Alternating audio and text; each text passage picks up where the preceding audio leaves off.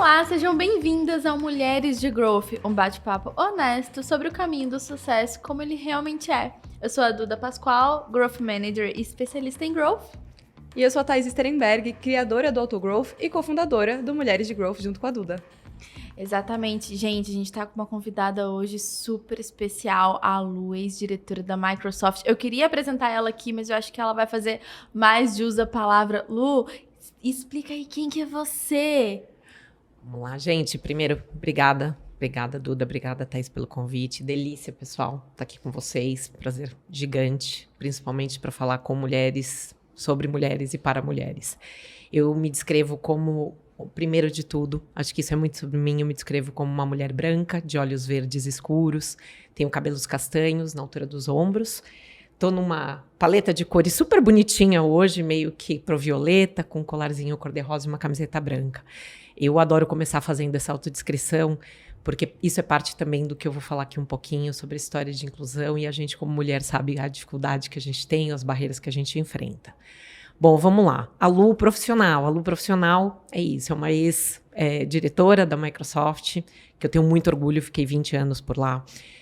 Mas eu falo que eu tenho 32 de mercado. Então é uma delícia estar com pessoas jovens na mesa. Super obrigada, eu adoro essa questão multigeracional também. Durante esses 32 anos, eu passei basicamente todo o tempo em empresas que são predominantemente masculinas. Então eu passei por uma indústria química e farmacêutica, que era Hext, Clarion, Novartis. Aí eu tive Caterpillar, IBM. E antes de ir para a Microsoft, eu fiquei em 5 startups, na época que a gente estava falando do bug do milênio. A gente acha um barato contar essa história, porque a gente está falando ali de 1999, 2000, quando ainda nem se entendia muito bem. E eu já faço um parênteses aqui, que é uma delícia de história. Imagina, meu pai, ele ainda é vivo, mas é um ex-executivo de empresa de grande porte também. E na época, quando eu falei que eu ia sair da IBM para ir para uma startup, ele olhou para minha cara e fez: eu não sei nem o que isso significa, você deve estar ficando louca, você tem que construir carreira em grandes empresas. E muito legal, porque hoje eu vendo toda a parte de empreendedorismo, startup, depois de mais de 20 anos, é uma delícia.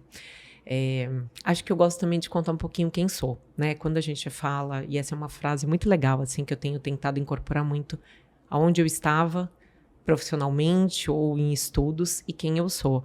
Eu sou a mãe do Pipo e do Rafa, um de 11 e um de 16, ou seja, minha vida é uma grande loucura. Eu sou a mãe novata de adolescente, é uma delícia falar isso. Eu sou casada com o Rogers, eu tenho uma cachorrinha, que eu amo de paixão também. Cachorrinha, na verdade, é um American Staff, então não é tão cachorrinha assim. É grande. É um grandinho fortinho. Ela é forte. Sou natural de São Paulo, e minha descendência italiana, portuguesa, espanhola é super forte na minha vida, gente. Mas a minha parte acadêmica, só para fechar, e que eu acho que tem muito a ver também com o momento que eu estou de vida, de carreira, eu estudei marketing, comunicação, mas eu às vezes me esqueço que a primeira faculdade que eu fiz foi de desenho industrial, de design, e de algo que eu estou me reconectando hoje. Então, para mim é uma delícia poder falar disso, falar um pouquinho de quem eu sou. Obrigada. Que legal, Lu, super bem-vinda. É um prazer enorme estar com você. E eu queria começar entendendo assim, a gente faz uma pergunta, né, que é o que você fez e o que você faz hoje. Então, como você passou longos anos, né, 20 anos na mesma empresa, acho que isso é um destaque. Hoje em dia a gente vê pessoas que, eu particularmente, passei 2, 3 anos nas empresas e já acho que é bastante tempo, já criou vários marcos em mim, assim, já consegui entregar muita coisa legal. Mas 20 anos é muita coisa, então eu queria saber um pouco mais dessa sua trajetória, desde quando você entrou na Microsoft, que é uma mega empresa, imagino que já era uma mega empresa na época, mas como você viu essa evolução, tanto da Lu na Microsoft quanto da empresa, e como você pôde acompanhar e fazer parte disso. Muito legal. Primeiro eu falo que 20 anos numa empresa de tecnologia parece que você passou em umas 15 empresas diferentes, então essa é a parte mais gostosa de contar essa história da evolução dentro da empresa. Primeiro, assim, a minha grande paixão é marketing, a minha paixão são por pessoas, e acho que isso tem muito da essência do que eu tenho cada vez tentado buscar mais. Eu entrei na época com uma área muito eu era marketing de produto de servidores, gente, um negócio muito específico, técnico, pequeno, mas num momento onde a gente não sabia nem o que era cloud ainda, né? Então eu falo que a gente hoje vive uma outra realidade. Dentro da Microsoft, a gente tinha uma história muito legal, gente, que eu acho que leva para a vida, para todo mundo, para processos de mentoria, que eu também faço mentoria, dou aula em faculdade, em MBA, que é a parte de a gente tem que descobrir aquilo que a gente gosta. E a Microsoft falava assim, você é dona da sua própria carreira. É muito simples a gente ficar acomodada na cadeira e falar, é isso que eu faço e eu vou esperar que alguém me impulsione. Lógico, precisamos sempre de gente que nos dê espaço. Mas eu brinco que essa história de ser design por conceito vem um pouco dessa fatia assim, da Lu, que eu falo assim, eu tô fazendo isso, mas o que mais que eu posso fazer? Além desse impacto nessa área determinada, eu brinco que eu ia abrindo minha cadeira, né? Eu ia falar assim, mas eu olho para a sala ali do lado, o que mais eu posso fazer? Então, acho que tem essa elasticidade, acho que é por isso que eu consegui ficar 20 anos na Microsoft. Eu consegui passar por áreas de produto, eu consegui passar por área de evento, eu consegui passar por área de mídia, que não era absolutamente a experiência que eu tinha. Eu fiz um momento super disruptivo na Microsoft, eu fui liderar uma equipe de basicamente homens, acho que tinham de 20, 18 homens e 2 mulheres só, técnico mesmo, que a gente até chamava eles de evangelistas técnicos, eram pessoas que iam para o mercado para divulgar a plataforma, treinar desenvolvedores, profissionais de infraestrutura, e esse para mim foi um grande marco. Isso eu estou falando no meio da minha carreira, mais ou menos ali de Microsoft, tá com uns 10 anos, que eu falava, gente, como que eu, uma mulher, zero técnica, zero, não tenho nada de técnica, eu combino isso com essa equipe. E eu lembro que no começo foi super um conflito, natural, eles olhavam e falavam assim, o que essa louca tá fazendo aqui? E eu falava, eu não vim aqui para competir com vocês, pelo contrário, a minha habilidade é fazer leitura de dado, leitura do que um cliente está esperando da gente, e vocês são os caras que sabem contar essa história. No final foram os melhores anos, assim, até de premiação, tá, gente, de reconhecimento, tanto que eu fui promovida grávida. Eu adoro falar isso, porque a gente, quando fala disso há 10, 12 anos atrás, hoje tem muito isso em pauta de mulheres que são mandadas embora ou não têm oportunidade durante a gravidez ou depois. E esse parênteses é uma delícia. A gente tinha um presidente que era um ser humano incrível. E eu lembro quando eu falei, eu não vou aceitar ser promovida de jeito nenhum. Eu tô grávida. Ele me chamou e falou, o que está acontecendo? E eu lembro que eu comecei a chorar e falei, acho que são meus hormônios.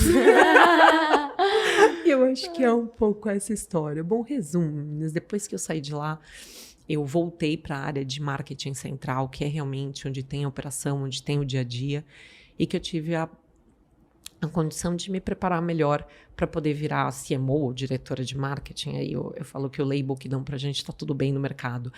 E que foi onde eu me consagrei nos últimos 4 anos, assim, numa alegria gigantesca de poder fazer realmente uma equipe do que eu adorava, uma equipe super diversa. Eu falo que as pessoas tinham pessoas jovens, pessoas dos mais variados modelos mentais. E foi uma delícia, porque acho que é isso que me fez sobreviver de novo, né? Não estou falando que foi todo mundo de Alice, tá, gente? Porque, de novo, preguei várias crises dentro da empresa. Eu brinco que eu vi uma crise ali de 2007, 2008, onde uma ação bateu quase 15 e hoje está mais de 400. Então, dólares, né, gente? Só para trazer também, senão parece que tá todo mundo dentro da minha cabeça. Eu esqueci de comentar a tua dislexia, pessoal. Olha que belezinha. A minha cabeça abriu um monte de balão, mas aí... Tá, você como uma pessoa centrada, você me traz de volta. E a gente viaja junto, tá, Duda?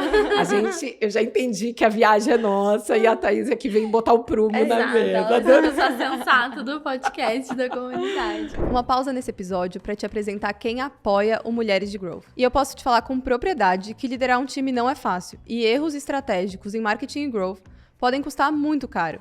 Pensando nisso, o GLA, nosso apoiador, criou o GLA Empresas, um produto que é um mix de desenvolvimento de lideranças e equipes, consultoria de growth e conexões valiosas. O GLA vai entrar no seu negócio, entender como ele funciona e te ajudar a explorar as suas principais alavancas de crescimento. Com um plano de ação robusto, você vai criar planos de desenvolvimento para os líderes, para o time e ainda vai poder estabelecer conexões de negócio estratégicas com grandes nomes do mercado de marketing e growth. E pode ter certeza, por um investimento que vai caber tranquilamente no orçamento do seu ano. Acesse o link aqui na descrição para conhecer. Agora eu quero te contar sobre o Market Masters, um dos programas de mentoria mais completos em análise de dados para growth da América Latina, desenvolvido exclusivamente para profissionais de marketing e growth que desejam transcender o superficial em dados. O curso se destaca pela ênfase real em growth, oferecendo cases aplicados e mais de 130 aulas completas, desde fundamentos analíticos até modelos avançados e experimentação. Aproveite também mentorias e encontros,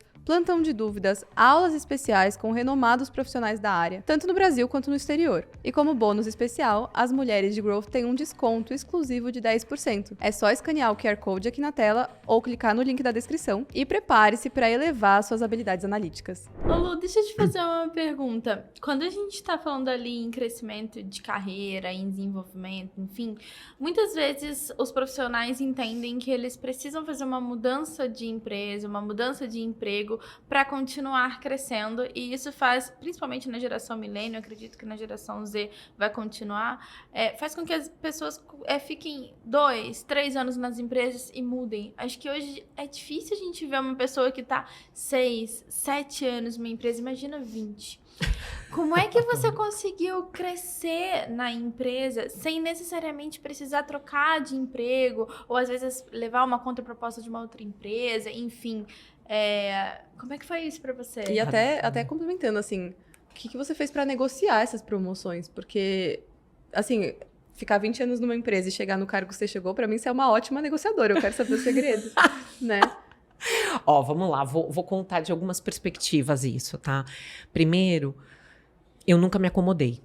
Então, assim, se a gente pensar friamente, lógico, tô falando aqui de um porte de empresa que você tem essa flexibilidade de trocar de área, de função, de perspectiva. Uhum. O comodismo é o que faz a gente não crescer, claramente. E comodismo, eu vou separar de zona de conforto, tá? Vou dar um nozinho na cabeça de todo mundo, mas vai dar tudo certo, pessoal. A parte de comodismo é, eu já sei fazer isso, eu vou continuar fazendo e tá tudo bem para quem não quer crescer, para quem não quer ganhar novos músculos, e tá tudo certo. Eu falo que a gente tem que lembrar que cada um de nós tem um teto. E essa parte, para mim, tá super consciente. E isso tem a ver com, inclusive, quando eu ia contratar pessoas do time. Qual que é a tua perspectiva? Tem gente claramente que fala, eu não tenho grandes ambições, eu quero ficar onde eu tô. E eu falo, então eu vou tirar o melhor de você nesse movimento. Tem gente que fala, eu quero ser presidente. Tá ótimo, eu já sei também aonde que eu vou levar essa brincadeira do dia a dia, de onde eu vou te puxar. Então, acho que a primeira coisa é eu nunca me acomodei. Eu era a pessoa que eu brinquei, né, que eu olhava por cima. Gente, imagina, na época que eu trabalhava, eu entrei, era sala e baia, né? Nem sei se tu me fala assim, aqueles biombão. Imagina. Tipo de telemarketing. Tipo de telemarketing. E isso é uma coisa legal depois de contar, e assim, sobre o processo do que foi uma empresa 20 anos atrás, de Big Tech, até onde chegou agora. Hoje em dia a gente não tinha lugar fixo, era muito legal. Se vocês quiserem, a gente faz um parênteses depois. Mas, voltando, comodismo. Não dá para ter comodismo. Quando a gente troca de empresa, por que a gente troca de empresa? Isso, de novo, na minha fala, Luciana. Eu acredito que é por buscar novos desafios. Tem a parte de salário também, tem insatisfação com alguma situação. E eu olhava isso como uma tremenda oportunidade, de forma bem lógica. Eu brinco que eu sou muito criativa, que a minha cabeça voa, mas eu olhava a minha carreira e falava o seguinte, eu quero aprender coisas novas. Se dentro dessa cadeira que eu estou, eu não vejo possibilidade de expansão, eu vou conversar com outras pessoas e entender, dentro das minhas características, daquilo que eu gosto de fazer, o que mais eu quero experimentar. É a mesma coisa, gente. É o mesmo processo de ir para uma entrevista, só que desde trocar de empresa, você troca só de área, de função. O que eu particularmente adorava nisso? Eu já tinha uma história, eu já tinha a cultura da empresa. Isso muitas vezes me dava muita credibilidade para sentar numa mesa e falar. Então, parte dessa história de que eu sou uma boa negociadora, eu nem sou tão boa negociadora assim, tá? Mas eu acho que tem uma perspectiva de quando eu sentava, eu falava assim, eu estudei sobre a área vizinha, mas a empresa eu já sei como funciona na operação. E com humildade, tá? Não é do tipo, isso não vai dar certo, isso vai dar certo porque eu tô aqui. Não, pelo contrário. Mas aqui entra uma grande chancela de educação. Fazendo um paralelo, você entra numa entrevista sem no mínimo... Gente, entrevista até aqui mesmo, né? É óbvio que eu tive que pesquisar minimamente. Falei assim, aonde que eu tô indo? Do que país é esse que eu tô entrando aqui? As pessoas às vezes falam, não, eu vou pra entrevista, eu não sei do que eu tô falando. Você não conhece a empresa, você não conhece a cultura, você não conversou com ninguém que tá lá dentro. se é um e-commerce, se não, minimamente você não entrou no site, navegou, viu a experiência do usuário, é a mesma coisa.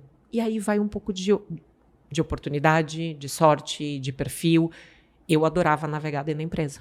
Então é isso, hein? Bom, gente, nos 5 primeiros anos de Microsoft, eu acho que eu tive 5 chefes diferentes, 5 gestores diferentes. Por razões diversas. Ou eu mudava de função e tinha que reportar para outra pessoa, ou porque a pessoa saiu e entrava uma nova. E essa é a parte prática de diversidade, inclusive. Como que a gente se adapta? Você estava quase mudando de empresa dentro da mesma empresa, né? Assim... É exatamente isso. É isso que eu acho que a gente pode desconstruir, né? Porque tem um pouquinho hoje essa história de, se eu fico na mesma empresa, eu paro de aprender. Não é verdade. Uhum. Bom, tanto que eu acredito muito nesse processo do que eu fiz. E lembrando, antes de entrar lá na Microsoft, eu passei por 5 startups em 4 anos. Então... a dança das cadeiras é um negócio muito legal como aprendizado. Mas eu já vou trazer um gancho um pouquinho dessa história de desenhar solução, desenhar impacto. Todas as vezes que eu mudei de cadeira, que aí pode ser um pouquinho de negociação, tá? Que é muito legal, é a história de... Eu tinha uma característica, e tenho essa característica de resolver problemas. Eu sou a pessoa que acha solução. E isso é a minha paixão, que é o que eu vou continuar fazendo, inclusive, da vida, independente de onde eu estiver. Uhum. Que é a história de me dar uma área problema, que eu vou encontrar o caminho para a gente seguir. Isso acabou me direcionando muitas vezes, ou para gestores que identificavam isso como uma baita potência, ou realmente porque eu olhava e falava assim, aquela área tá, cara, pegando fogo, me dá esse problema aqui que eu adoro resolver. E resolver com um aspecto humano, resolver com simplicidade, que é outra coisa que a gente, às vezes, no mundo corporativo tem se deparado, tudo é muito complexo, tudo é muito difícil de você debater, e eu faço zoom in, zoom out. Então, tem um problema? Deixa eu sair da situação. Será que as pessoas estão no lugar certo? Será que a gente não está com miopia sobre alguma situação? E essa virei eu. Então, acho que tinha essa questão da comodidade, fechando, né? Que eu não me permitia estar cômoda, eu queria sempre aprender, e arrumar um probleminha sempre era comigo mesmo, né? Essas oportunidades que você via, por exemplo, você alinhava com os seus gestores, ou você já começava a fazer, e complementando essa pergunta, quando você via algum tipo de oportunidade e a sua gestão não estava vendo essa oportunidade ou não te dava essa perspectiva de mudança, de crescimento, enfim, o que você fazia nesses momentos? Não sei se você teve essa experiência, mas se teve. Em 20 anos a gente tem todas as experiências, né? Eu brinco que tem uma frase em inglês, é pick and play, né? Joga pra cima, pá, pega alguma coisa que vai sair. Não, sempre tem, não tem como, Duda. Assim, na verdade, o melhor dos cenários é quando você tem um gestor que entende o que é seu potencial e que ele vai explorar isso positivamente. Não ficar, eu falo que trabalhar as fraquezas de uma pessoa, eu não sou a favor. Eu falo que a gente tem que deixar ela no mínimo sustentável, mas não olhar para isso como dizendo, se você não ficar bom nisso, você não vai ser ninguém. E a gente lidar com pessoas desse jeito. Eu sou mais da pegada de, me conta no que você é melhor, que eu vou voar com você. E quando eu encontrava gestores desses, eram os meus saltos quânticos que eu falava, essa pessoa me pegou, é ela que vai me puxar exatamente para aquilo que eu tenho. Então, voltando, acho que na sua pergunta, se eu não responder, você me fala, tá?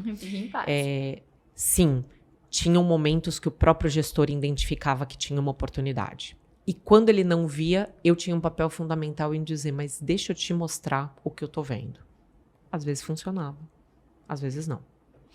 Quando não funciona, que eu acho que é onde muitas vezes as pessoas se pegam, é você buscar apoio fora da tua gestão direta.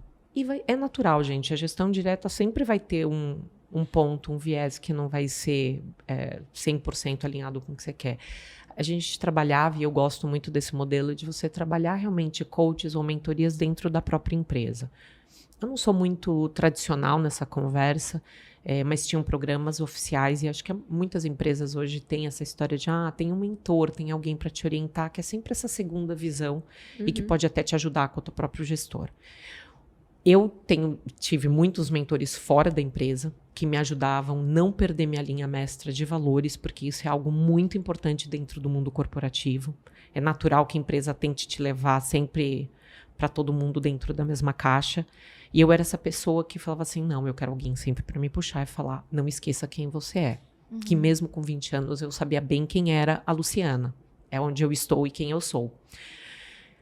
E eu tive situações onde o gestor estava me empurrando para baixo e eu falei, eu preciso sair disso aqui.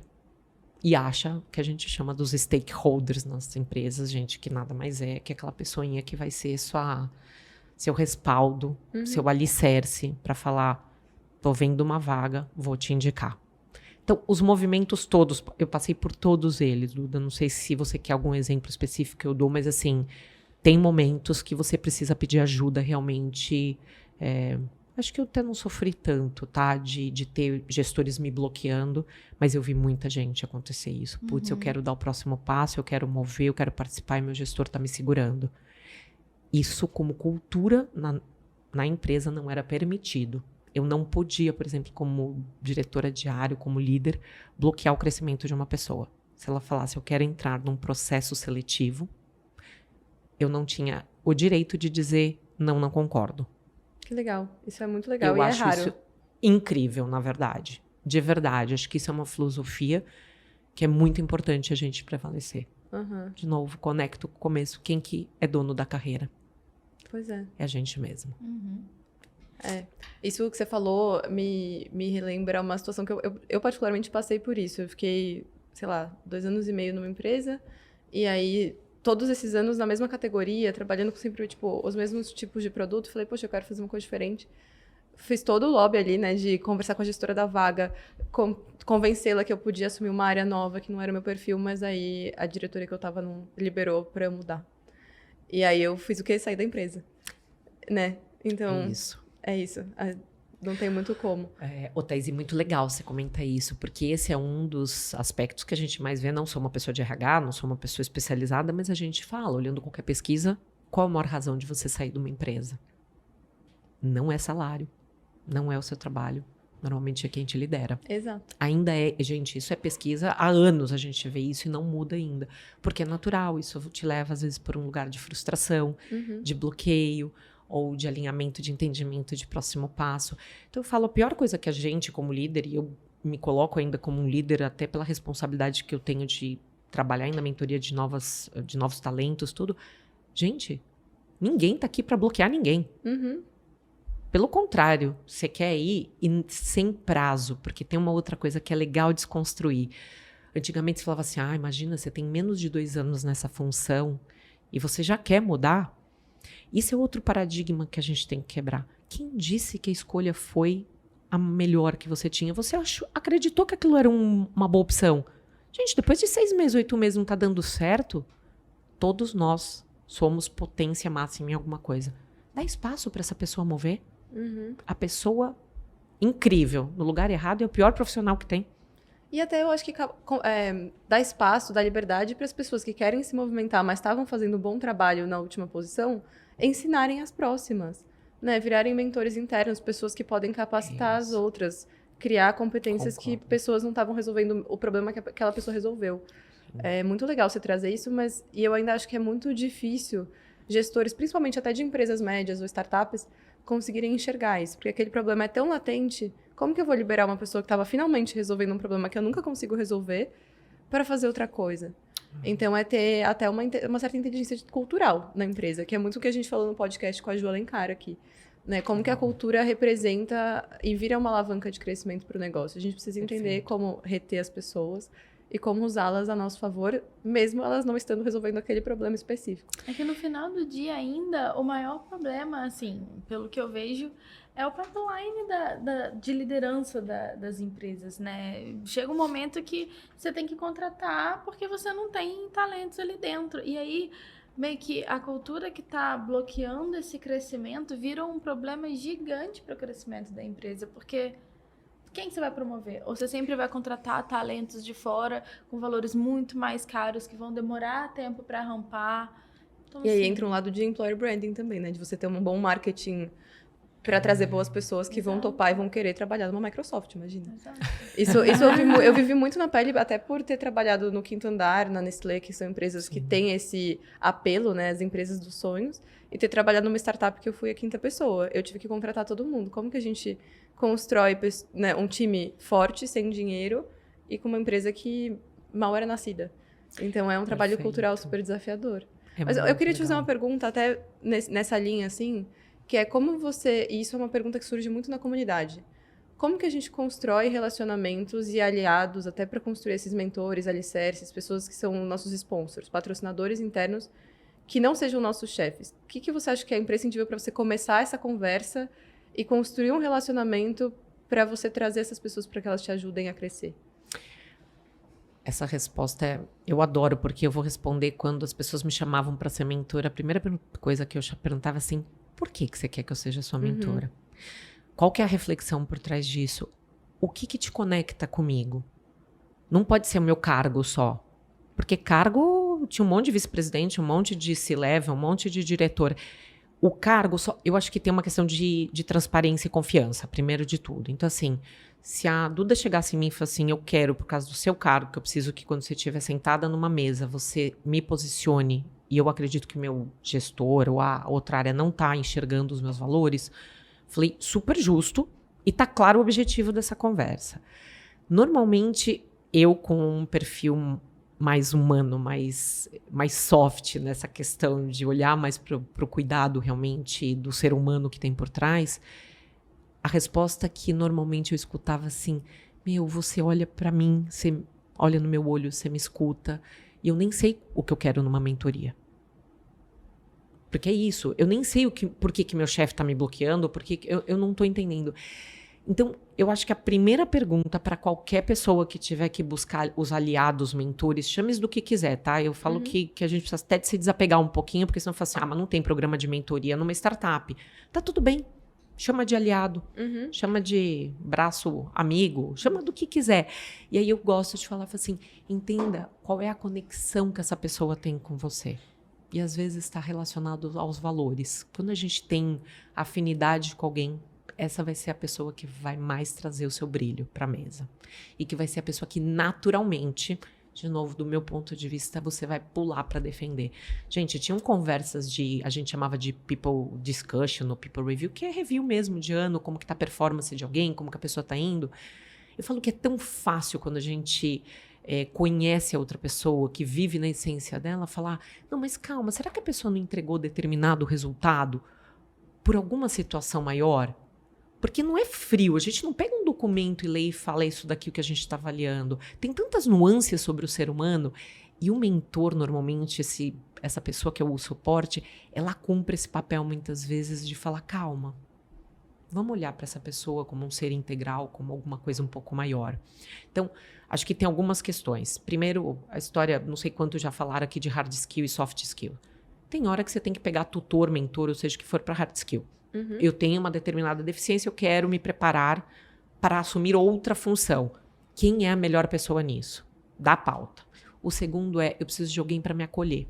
Eu gosto muito de falar de feminino na liderança, não de liderança feminina, porque o feminino cuida. Isso é nosso, é materno isso. Acho que até vocês tiveram uma outra convidada que é ginecologista, ela fala provavelmente desse cuidado, desse olhar, desse hormônio muito mais forte, mas eu adoro dizer, nós como mulheres temos um olhar do cuidado muito importante para trazer para dentro das empresas.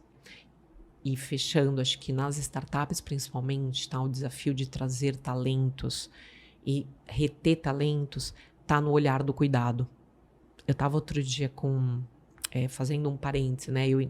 Agora eu estou em conselho de algumas empresas e eu optei por pegar empresas em early stage exatamente para trazer essa contrapartida corporativa.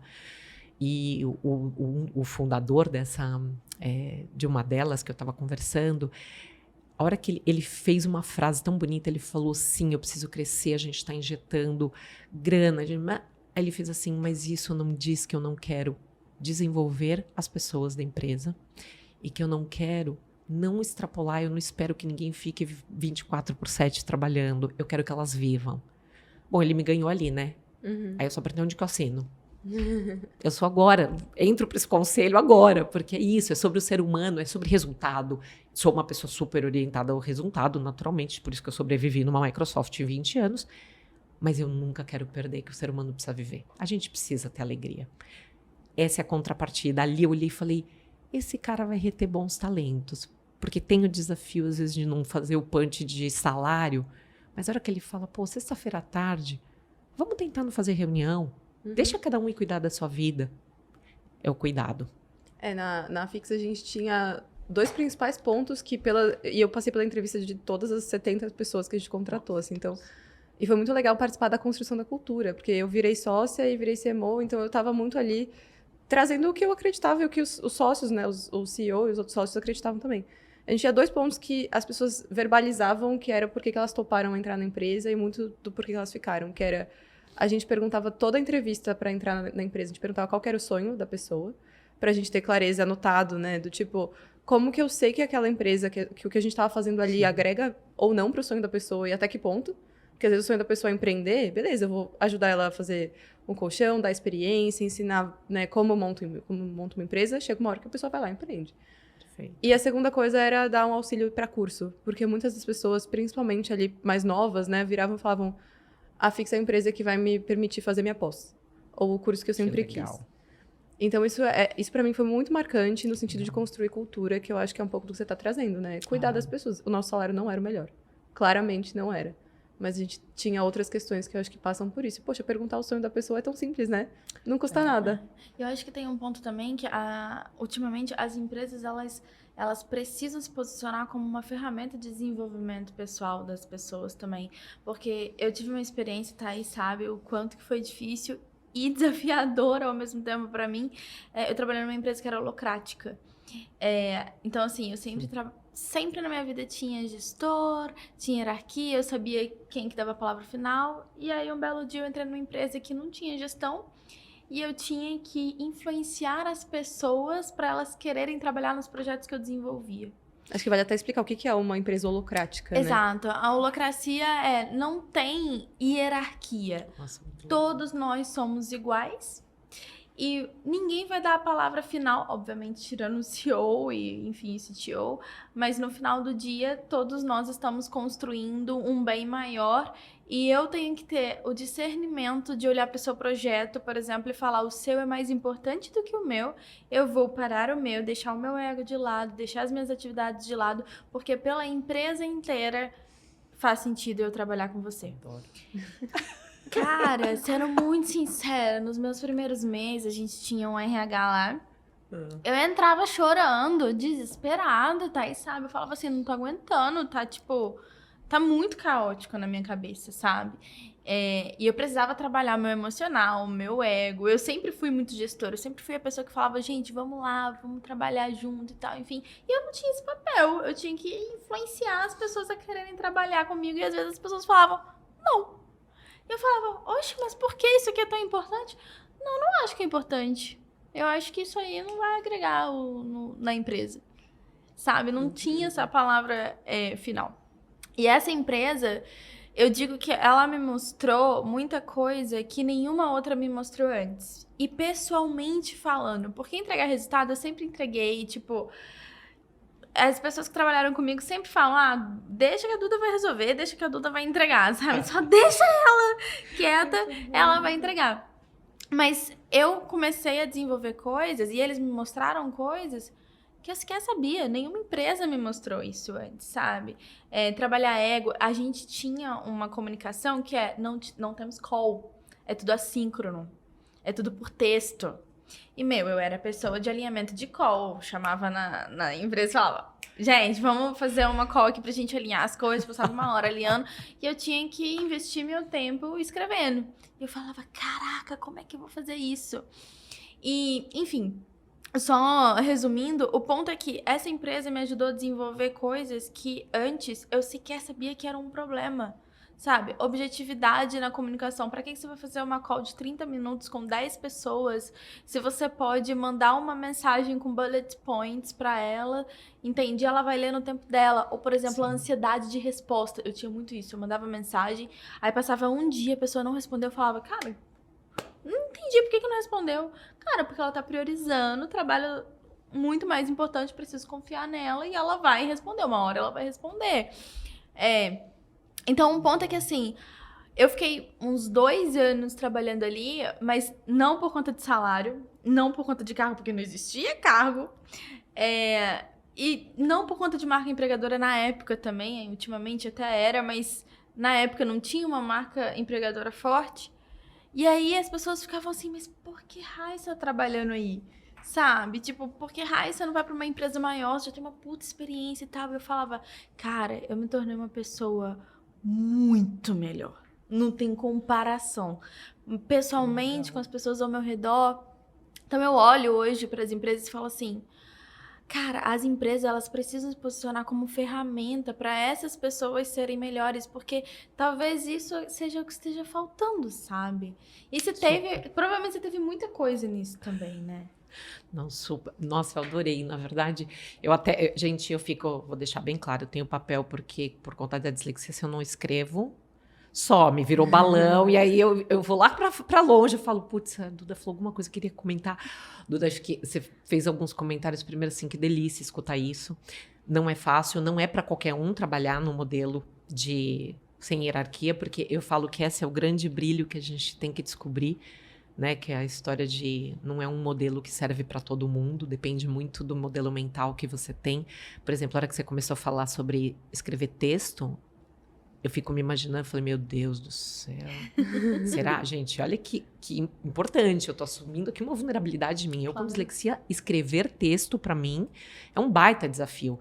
Mas eu me conhecendo, eu sempre tive pessoas geniais ao meu lado, que eu falava assim, eu vou fazer 50 rabiscos nessa lousa.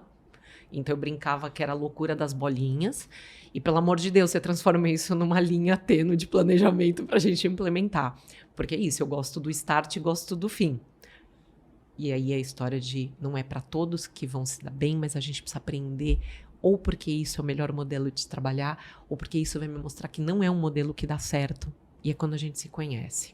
Então, a hora que você estava falando, eu falei... Primeiro eu fui pro lugar do inferno, né? Que eu brinco e falo assim, nossa, acho que eu morreria com escrever um monte de texto. Aí eu falei, gente, mas que incrível a gente ter a possibilidade de descobrir o que a gente é bom, não é ir para quem serve ou não, e desenvolver essas habilidades. Nem que seja para você falar, não quero mais isso aqui. É isso. Esse é o grande brilho. Falar, nossa, incrível, aprendi pra caramba e descobri disso que esses 80% não funcionam e esses 20% funcionam. É a soma dessas potências.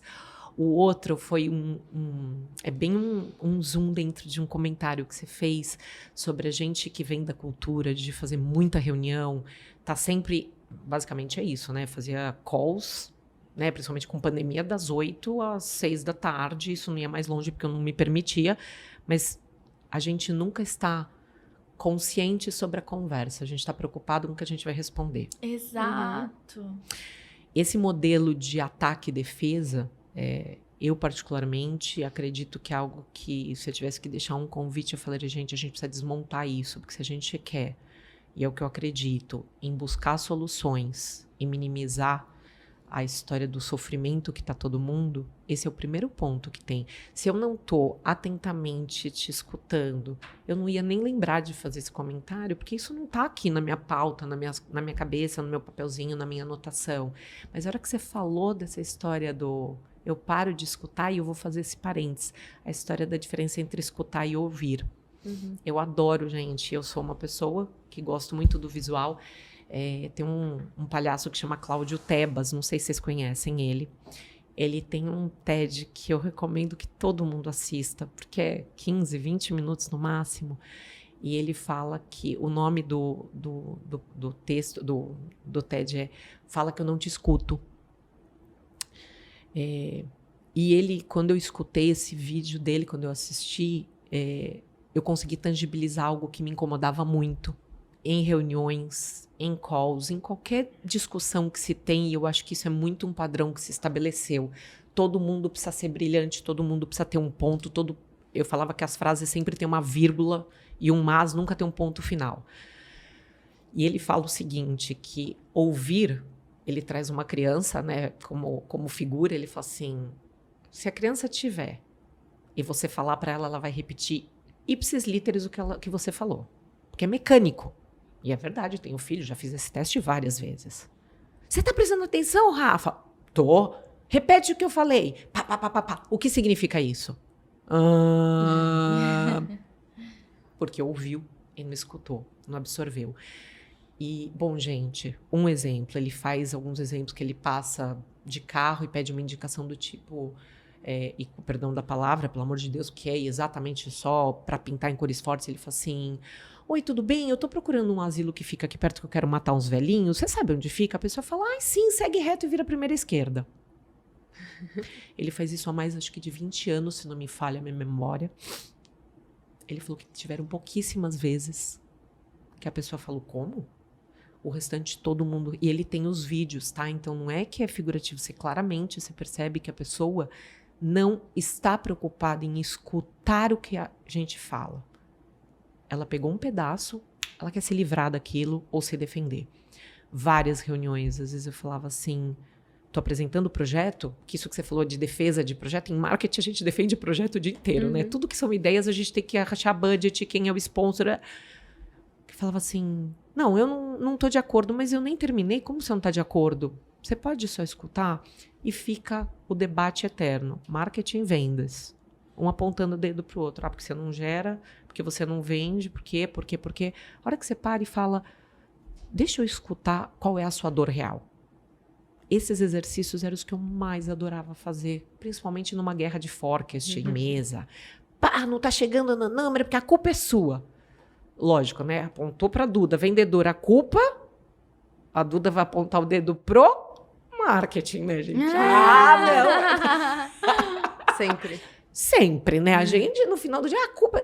Não tá gerando lead. Não tá gerando lead, adorava isso, né? Os leads não são qualificados. Sim. Imagine, a gente tinha uma plataforma que era de Modern Marketing, que eu falava, gente, essa conversa a gente tinha 20 anos atrás, não dá pra eu... Mas eu não entrava neste embate. Eu olhava e falei o seguinte, entendi. Eu tô anotando aqui, vou te chamar pra uma reunião. Porque a hora que eu entrava no embate, eu tava expondo a outra pessoa. Sim. E aí eu só falava assim, gente, eu acredito que se uma pessoa de vendas não está vendendo, é porque tem realmente um problema, porque se tem uma coisa que de vendedor gosta é de dinheiro. E aí eu acabava com a reunião e falava assim, mas eu peguei o log aqui pra mim, eu vou sentar e entender o que eu não tô fazendo, meu time, em função. A hora que você senta sozinho com a pessoa, você desmonta aquela situação. Ela fala, porra, tô tomando porrada, parece que eu não quero fazer nada, mas meu... Aí eu falava, tá tudo bem, não tô aqui pra te atacar, só me conta a real, fala. E aí vem muito dessa questão que eu acredito, e você trouxe brilhantemente, de a hora que você tem que defender alguma coisa, se o outro não está disposto a escutar, a gente entra nessa guerra que a gente tem vivido no mundo corporativo. Não tenho tanta vivência em pequenas empresas ainda, por isso que eu estou apaixonada por entrar em conselho de startup e continuar dando aula, porque eu falo que é onde eu me conecto muito com uma realidade diferente das grandes empresas. Mas para mim, claramente, hoje, como ser humano, eu diria que a gente precisa escutar mais. Se fala tanto, eu tenho uma brincadeira que eu fazia para o meu time, eu falava assim, escuta ativa não é uma palavra só, é escuta ativa, presença, eu tô aqui, eu tô te escutando. Eu não vou te atacar antes de entender qual é a razão. Eu não preciso dizer que eu sou melhor que você, que eu tenho mais argumento. Esse, para mim, é o princípio... de novo, né, conectando com essa história de design, que eu quero tanto trabalhar, design de impacto e solução, ela parte sempre da observação e da escuta. Acho que você resumiu os principais conceitos do livro do Como Fazer Amigos e Influenciar Pessoas. Tipo assim, resumiu tudo em poucos minutos. Amei, Exato. que bom, que bom. Você sabe que eu tive muito desse desafio de quando... Acho que todo mundo, né? Quando vai apresentar alguma coisa, a pessoa tá fechada em alguma ideia e não quer aceitar, enfim. E uma coisa que começou a me ajudar muito era perguntar qual que era a meta ou o problema principal que estava na cabeça da pessoa. Porque eu comecei a perceber que as pessoas, elas estavam muito fechadas, ou pelo menos eu tenho muito menos experiência que você, mas até onde eu tô, até onde eu cheguei, eu comecei a perceber que as pessoas estavam tão focadas no problema delas, que elas não conseguiam, era uma questão de necessidade, elas não abrirem um pouco mais para mais problemas, porque elas estavam sobrecarregadas. Então, Concordo. o que eu comecei a fazer era, o que não te deixa dormir direito? O que tá na sua cabeça? E aí, meio que, tipo, a pessoa, até a postura da pessoa, ela já tava assim, ela já, sabe, diminuía, que ela começava a desabafar. E aí, eu comecei a trabalhar na minha cabeça, como que os projetos que eu tô construindo, eles vão ajudar essa pessoa a resolver esse problema. Às vezes era uma vírgula, não era diretamente, mas ia influenciar nisso. Por exemplo, eu trabalhei na Singu durante um tempo e a gente tinha um desafio de, quando o marketing aumentava o número de pedidos, a operação gritava, porque... Cara, como é que vai colocar manicure pra todo mundo em São Paulo inteiro? E elas tinham um problema de, às vezes, eu tinha muito pedido num bairro específico, mas a gente tinha mais manicure no outro bairro. Pra mim, marketing, tanto faz, né? Eu vou bater a meta e isso. Você mandou gerar lead, não foi? Exatamente. E aí, quando eu entrei, o embate era, toda vez que o marketing bate meta, a operação fica puta. Eu ficava assim, cara, como? Porque... na minha cabeça de marketing, tô dando trabalho pras meninas, então não faz sentido. Aí eu sentei e falei assim, qual que é o pepino? Me explica o que tá acontecendo. E aí ela falou, ó, a experiência não tá legal, eu não consigo atender as meninas e tal. Enfim, quando eu entendi o problema dela, eu virei e falei assim, tá bom, então como é que eu consigo fazer com que as minhas campanhas, elas estejam divididinhas? E a gente construiu um projeto e o relacionamento entre marketing e operação melhorou assim, da água pro vinho, só porque eu comecei a olhar e falar, cara, ela tem um problema gigante, muito grande, que realmente impacta no meu trabalho também, porque, né, se a experiência for ruim, já era. Perfeito. Mas na hora que eu comecei a posicionar as minhas campanhas em prol dela, ela começou até a falar, aqui, quer liberar cupom em tal dia? Eu falava, oxe, quero, claro, vambora, sabe? É uma troca, né, de retroalimentação, Com gente. certeza. A gente precisa acreditar nisso. Brilhante, assim. Eu adoro esses exemplos que minha cabeça conecta. E você sabe que você falou um pouco da desconstrução, dessa história de... A hora que você falou da expressão corporal, eu falo que eu particularmente adoro o modelo híbrido, mas dependendo da intensidade de uma conversa... Eu gostava do presencial por conta dessa leitura. E eu falo que, primeiro, tá todo mundo sobrecarregado, gente. Se alguém falar que tá tranquilo, eu vou falar, gente, me liga, pelo amor de Deus, que no mínimo eu tenho os dentistas das crianças, tem uns negócios aí que alguém pode me ajudar. E isso é um dos fatores que a gente tem visto, tanto a história porque de burnout, de saúde mental, que tá todo mundo super louco, com a cabeça cheia. E uma das histórias, para complementar essa história de desconstrução, além de perguntar como eu te ajudo, não é que é a história de, mas como eu te ajudo no final do dia? Isso é bem técnica de coach, mas pro dia a dia a gente esquece disso. Eu tô preocupado com o meu, então quero, né, ter os meus problemas, os seus problemas e os nossos. Esse é só seu. Não, num mundo corporativo, numa colaboração, é nosso sempre. Sem dúvida nenhuma, porque a hora que eu tô só olhando pro meu, a gente vai entrar em embate. E eu tinha uma prática com o meu time, a gente tinha escrito em alguns lugares, quando a gente tinha lugar fixo, depois eu mandava no chat mesmo, no Teams pra todo mundo, que é, respire e bebe água. É super bobo, né? Tem gente que fala assim, Luciano, isso é uma piada? Eu falava, não é uma piada, na verdade. Se a Thaís me falou alguma coisa que desceu meio torto, pega o copo de água e bebe, você muda a frequência daquela situação. E aí eu estabeleci, na época que eu falava que eu não entrava, principalmente em calls, de um call para o outro, sem no mínimo levantar e respirar 3 vezes conscientemente. E eu falava que dentro da pandemia o máximo que eu tinha era o caminhar de onde eu estava, que era a mesa de jantar, que além de tudo que sobrou para a mãe foi a mesa de jantar. Eu andava até a cozinha e voltava. Porque você muda a frequência. Porque quantas vezes a gente leva um embate, uma situação difícil, porque tem conversas difíceis. Ai, Luciana, que fofa você. Eu falo que eu sou tudo menos fofa. Mas assim, como que eu saio de uma reunião muito pesada e entro numa próxima que é incrível, tipo de um brainstorm maravilhoso sem essa pegada aqui? Porque às vezes você entra já dando chute na mesa e os caras falam, cara, e acabou. Tem reunião que acaba. Você desconstruiu a reunião, alguma coisa que era brilhante. Então, eu brinco que se fala muito de micro-hábitos, né? Hoje em dia, eu gosto de micropassos, que eu aprendi com a minha mentora, que para mim faz mais sentido. Assim, Lu, isso é um movimento para a gente ter mais harmonia dentro dos ambientes. Porque enquanto a gente continuar se atacando, a gente não vai conseguir virar do outro lado. E eu tô falante hoje, viu? Esse é o seu momento. Meu momento é nosso. Mas tem uma questão muito legal de quando eu olho... hoje ainda tem pessoas do meu time e eu tenho um carinho enorme por eles. Cada 15 dias eu vou num café lá perto e a gente fica junto, é uma delícia. Eles buscam sempre eles falam assim, Lu, toda vez que a gente precisa achar um problema para uma solução, a gente pensa, o que que a Lu faria nesse momento? Isso para mim é um presente, tá? legal. Com muita humildade eu falo isso. Porque eu falo, putz, o que que tem por trás dessa pergunta? Não é só a história do acolhimento, do cuidado, mas essa questão de quando a gente quer resolver um problema, step back, deixa eu olhar. Quem está envolvido? O que que tem por trás disso?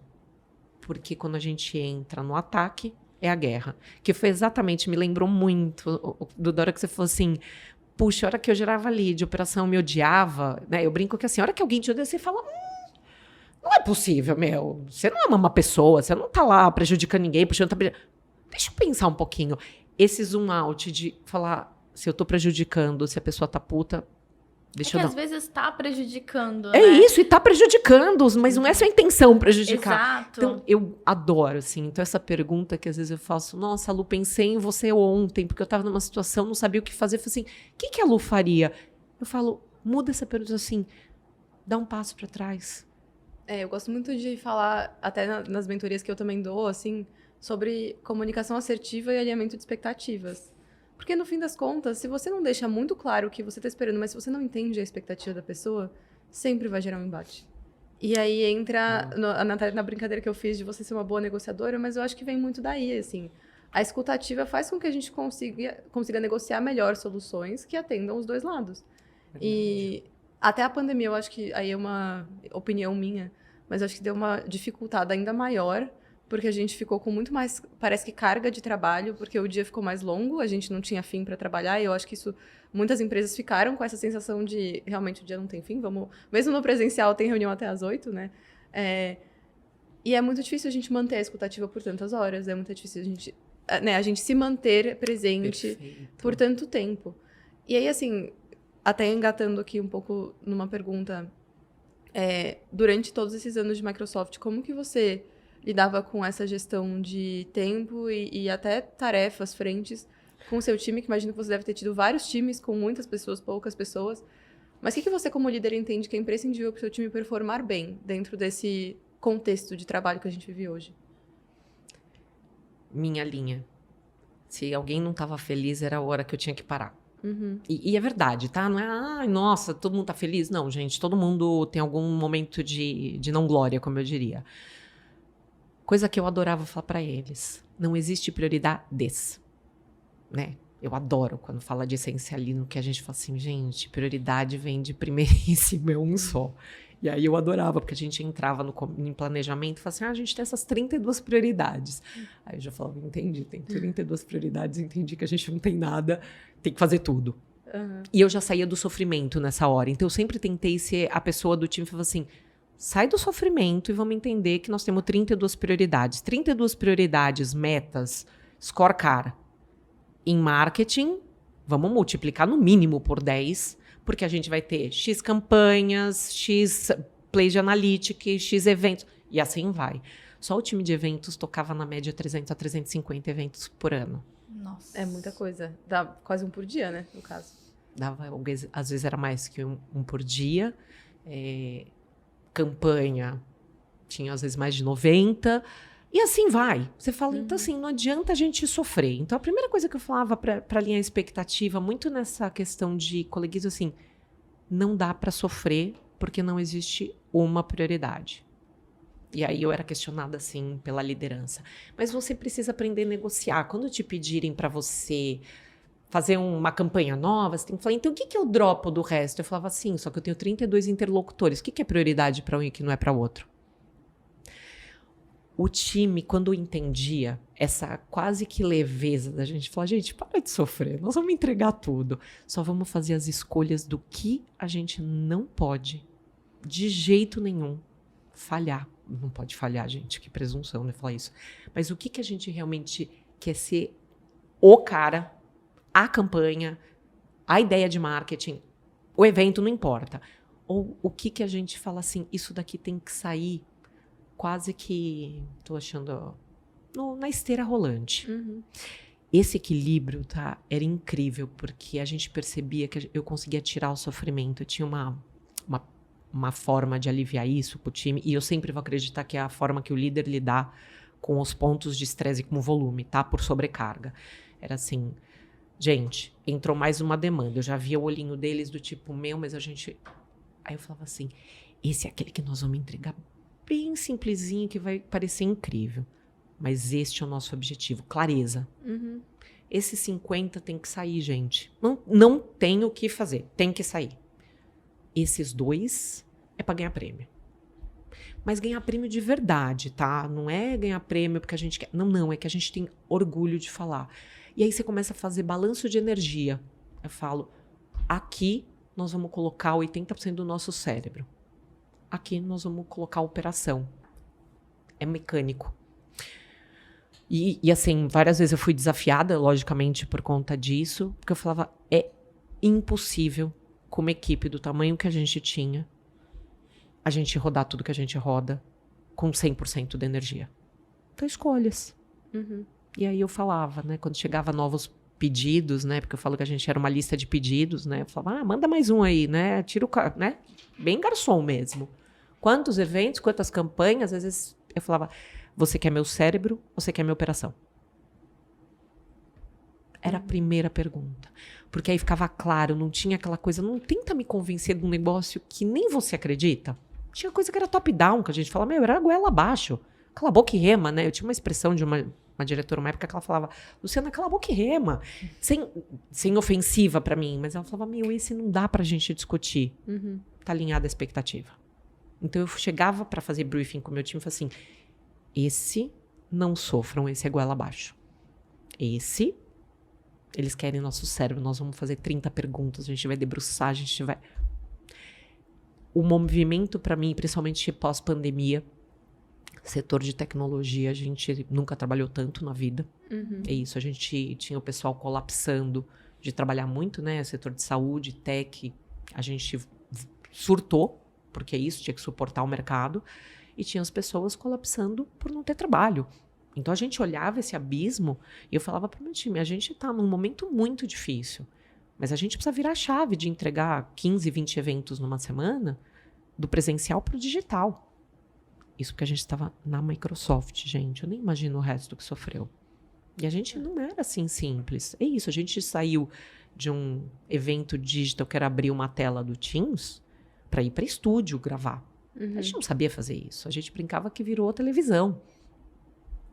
Esses movimentos, acho que para mim, né, tá dentro da minha complexidade, voltar a falar assim, o líder tem um papel muito, muito importante de jogar o mais transparente possível. E ninguém ensina as pessoas a serem líderes, né? Dificilmente as imagina. empresas ensinam ou capacitam ou falam o que você está trazendo aqui, porque principalmente novos líderes, o desafio é gigantesco. A gente tem muitas novas líderes na comunidade e é muito latente as dores de gestão. E aí, gestão assim, aquela pessoa está com uma dificuldade, eu não sei lidar com essa dificuldade, o que eu faço? Então, é tão legal e tão até raro você ter gestores de mais alto nível, no sentido de gerente executivo, diretoria, que tenha esse olhar mais cuidadoso para as pessoas e que passam esses conhecimentos de anos de experiência. Muito legal. Porque não tem escola, né? Não tem curso, coach. A gente pode fazer curso, mas é o dia a dia mesmo. Exato. E eu gosto muito da humildade que a gente, como líder, e independente da senioridade, a gente vai ter. Porque, nossa, gente, tive casos super críticos quando eu era mais jovem, de ter uma pessoa que nossa, imagina, era uma menina de 24 anos, falei com ela ontem, por sinal, uma querida, ela teve câncer no sangue. Como que um líder lidar com isso? A não ser que você tenha alguém que já tenha passado. Na época, eu falei pra ela, eu não sei o que eu tenho que fazer, mas eu vou atrás. Uhum. É novo pra mim e é o mais genuíno que a gente pode fazer, gente. Juro, eu fico até arrepiada, porque eu falo assim, o que qualquer ser humano espera de um líder? Que ele seja honesto. Eu, pelo menos, espero que ele seja honesto. Uhum. Que me abrace e fale, não sei e vou descobrir. Então, a história é um pouco daquela era de só porque você é líder, você tem que saber tudo. Gente, já era faz tempo e ainda tem um pouco desse ranço que a gente tem que desconstruir. Eu sou uma geração, né? Eu tenho 49 anos, eu tenho muito desse ranço ainda, mas eu desconstruo ele a todo momento. Não, eu não sei tudo. Pelo contrário, gente, alguém sabe tudo? A pergunta é o contrário. Não sei, vou aprender. Então, assim, ser líder é um aprendizado constante. E a gente tem que falar isso pro time. Tem coisa que tem gente, sempre vai ter, que sabe muito mais que a gente. E tá tudo bem. Quantas vezes eu tava em reunião que me faziam pergunta, eu falava, eu não tenho a menor ideia. Eu tenho uns caras brilhantes no time. Por exemplo, eu não sou uma pessoa genuinamente de digital. Ah, Luciana, mas a gente quer falar de performance. Dá um minutinho só, tem um time maravilhoso para falar disso. Não, eu quero que você fale. Bom, eu vou te falar aqui o primeiro parágrafo. É isso que vocês querem? Não é. Eu acho que essa é a troca. E é tão legal, porque aí você dá palco para outras pessoas, você dá voz para pessoas se desenvolverem, que volta lá no nosso ponto. Ah, você quer falar sobre um assunto muito específico? Essa é a pessoa. Eu não tenho obrigação, como líder, de saber tudo. Obrigação, às vezes as pessoas acham que eu tenho, mas não. Eu sei dizer o que está rodando. Como? Qual é o número? O que deu certo? O que não deu? Gente, eu tenho aqui talking points, tenho 3 bullets para falar para vocês. Fazer double click e ir mais para baixo. Tem as pessoas incríveis. Chique demais. Eu tô aqui... Gente, eu tenho altas perguntas pra fazer, mas eu já tô, tipo, ela tá falando, eu tô só refletindo. Ô, Lu, eu fico pensando muito sobre quais que são os, entre aspas, tá? Os hacks de crescimento quando a gente tá falando de carreira. E no nosso papo, quando a gente tá falando sobre carreira executiva, liderança, me parece muito que, se eu fosse resumir, eu resumiria em uma habilidade genuína para pessoas muito forte. E pessoas escutativa, empatia, honestidade, tudo que envolve essa questão de conexão com as pessoas, tanto para os seus pares, quanto para baixo, quanto para cima. E a questão de priorização também, né? Eu, na empresa onde eu estava trabalhando antes, o pessoal começou a falar, mas a sua squad está muito redonda e tal, eles mandam muito bem. O que você está fazendo pra gente fazer nas outras squads? E eu falava assim, eu deixo eles trabalharem. E aí o pessoal ficava tipo assim, não entendi, todo mundo tá deixando? Eu, não, porque você tá lotando a agenda dos seus liderados de reunião, você deveria estar limpando o caminho e ajudar eles a priorizarem, você tá mandando demanda sem filtrar, ou só porque vem de cima vai, você não tá escutando. Às vezes, eu tinha uma liderada que ela falava, você é a melhor líder que eu tive nas primeiras semanas. E eu falava assim, mas eu só tô parada na reunião, não tô fazendo nada, eu não tô falando, eu tô deixando você falar. E ela falava pra caramba. E ela falava exatamente por isso você é uma líder. Então, literalmente, eu não tava fazendo nada. Eu tava na call, parada, escutando. E isso, depois dessa experiência, eu comecei a pensar que, cara, quando você quer subir pra cima, às vezes não vai ser um curso que você vai fazer, ou uma habilidade nova, ou um conhecimento numa estratégia diferente. Vai ser a sua habilidade de lidar com pessoas e de limpar o... Por mais que seja clichê, eu não vejo muita gente fazendo isso, que é limpar o caminho para os seus liderados, né? Muito legal. Tô entendendo o que você tá falando. Não, tá perfeito. Até anotei algumas coisas. A gente acha que crescer na carreira é só ser líder de pessoas. Essa é uma primeira desconstrução. E a gente tem eu não sei, até peço perdão, não sei se isso é chamado no mercado dessa forma, que é carreira em Y, né? As pessoas que são extremamente técnicas. Gente, qual o problema dessa pessoa não querer ser líder de time? Deixa ela ser a pessoa mais brilhante do mundo. E a gente precisa sempre voltar para isso assim, mas você quer ser diretor por causa de cargo? Você quer ser gerente sênior por causa de cargo? Ou você quer porque você gosta de gente? Eu falo, gente, não gosta de gente, não queira a função de líder, porque vai ser sofrido para você e para todo mundo que está junto. Então, acho que o fator humano que você trouxe. Segundo, prioridade, eu gosto de traduzir como esponja. Todo bom líder é uma grande esponja. Ele absorve de cima e absorve de baixo. Então, tem gente que, para quem hoje em dia não fala mais isso, né, como se fosse o recheio do sanduíche, é exatamente isso. É pancada de cima, pancada de baixo. Você não tem resiliência, você não tem habilidade para ser essa pessoa flexível, é algo que possivelmente... E se você não quer desenvolver, porque isso sim é treinável, mas assim, você não quer ser essa pessoa... eu brinco que é quase como um mar mesmo, assim, você vai se acomodando, pode ser que não seja o lugar para você. E tá tudo bem. A gente precisa lembrar disso. Não querer liderar equipes, tá tudo bem. E acho que o terceiro ponto é a história de resolver problema. Cara, eu falo que 99% do meu tempo era resolver problema. Se tiver algum líder que falar, não tô aqui para resolver problema, é isso, não é para liderar call, não é para, tipo, hijack, né, que a gente fala, tipo, encobertar o amiguinho e deixar ele escondido. Não, eu lembro, é isso, né, Lu, preciso que você entre num call. Eu já falava, entendi, qual é o problema do call? Não, a pessoa não tá me respeitando, não tá me deixando falar, eu só preciso que você esteja na call. Gente, eu acho isso primeiro um absurdo, mas era eu entrar na call e ficar com a câmera aberta assim. E a pessoa entregando tudo e outra pessoa, gente, que incrível! Você fala, incrível, porra, que coisa louca. Mas tá tudo bem, esse era o meu papel. Tá ali com o tamanho do cargo, o tamanho do crachá que eu tinha. Tá tudo bem. Às vezes é só esse seu papel. Então, eu gosto. Tem que gostar. Gente, de novo, e tá tudo bem se você de repente falar, eu não gosto de liderar gente, mas sou uma executiva. Acha alguém no seu time que gosta de fazer gestão de pessoas? Porque às vezes dentro de uma pequena empresa não tem como você crescer e falar, mas eu não vou liderar pessoas. Pode ser que não exista carreira em Y mesmo, não exista carreira técnica. Acha alguém na sua equipe que goste de fazer desenvolvimento humano? Olha que baita oportunidade, deixando claro para o time. Falar, puxa, essa não é uma habilidade natural que eu tenho, acho que eu posso compor para o time outras fortalezas. Só que eu elegi essa pessoa para ajudar a mapeamento do que cada um é importante aqui. Ela vai ser interface comigo para entender. É coragem. Isso está muito permeando coragem. E é muito legal você trazer isso, porque eu já tive alguns liderados que a gente teve essa discussão do tipo, você quer liderar pessoas ou você não quer? E, inclusive, uma pessoa que eu contratei para ser coordenadora de uma equipe, a gente estava construindo tudo do zero. Então, eu era nova, ela ia ser nova, o time ia ser novo. Era a construção de time novo, 100% da empresa. E até a gente chegar na conclusão juntas que não era o skill dela liderar pessoas, porque quando a gente fala de liderar, muita gente confunde com se relacionar. Ser uma pessoa que sabe se relacionar, sabe conversar, sabe construir pontes entre as pessoas, sabe convencer, conexão. Fazer as conexões. Mas isso não é a mesma coisa que liderar. Liderar tem toda uma camada do cuidado, de você entender o que a pessoa quer e ajudá-la a crescer, ajudá-la a chegar na sua melhor performance. Que é diferente de você convencê-la a fazer o trabalho dela, a te ajudar.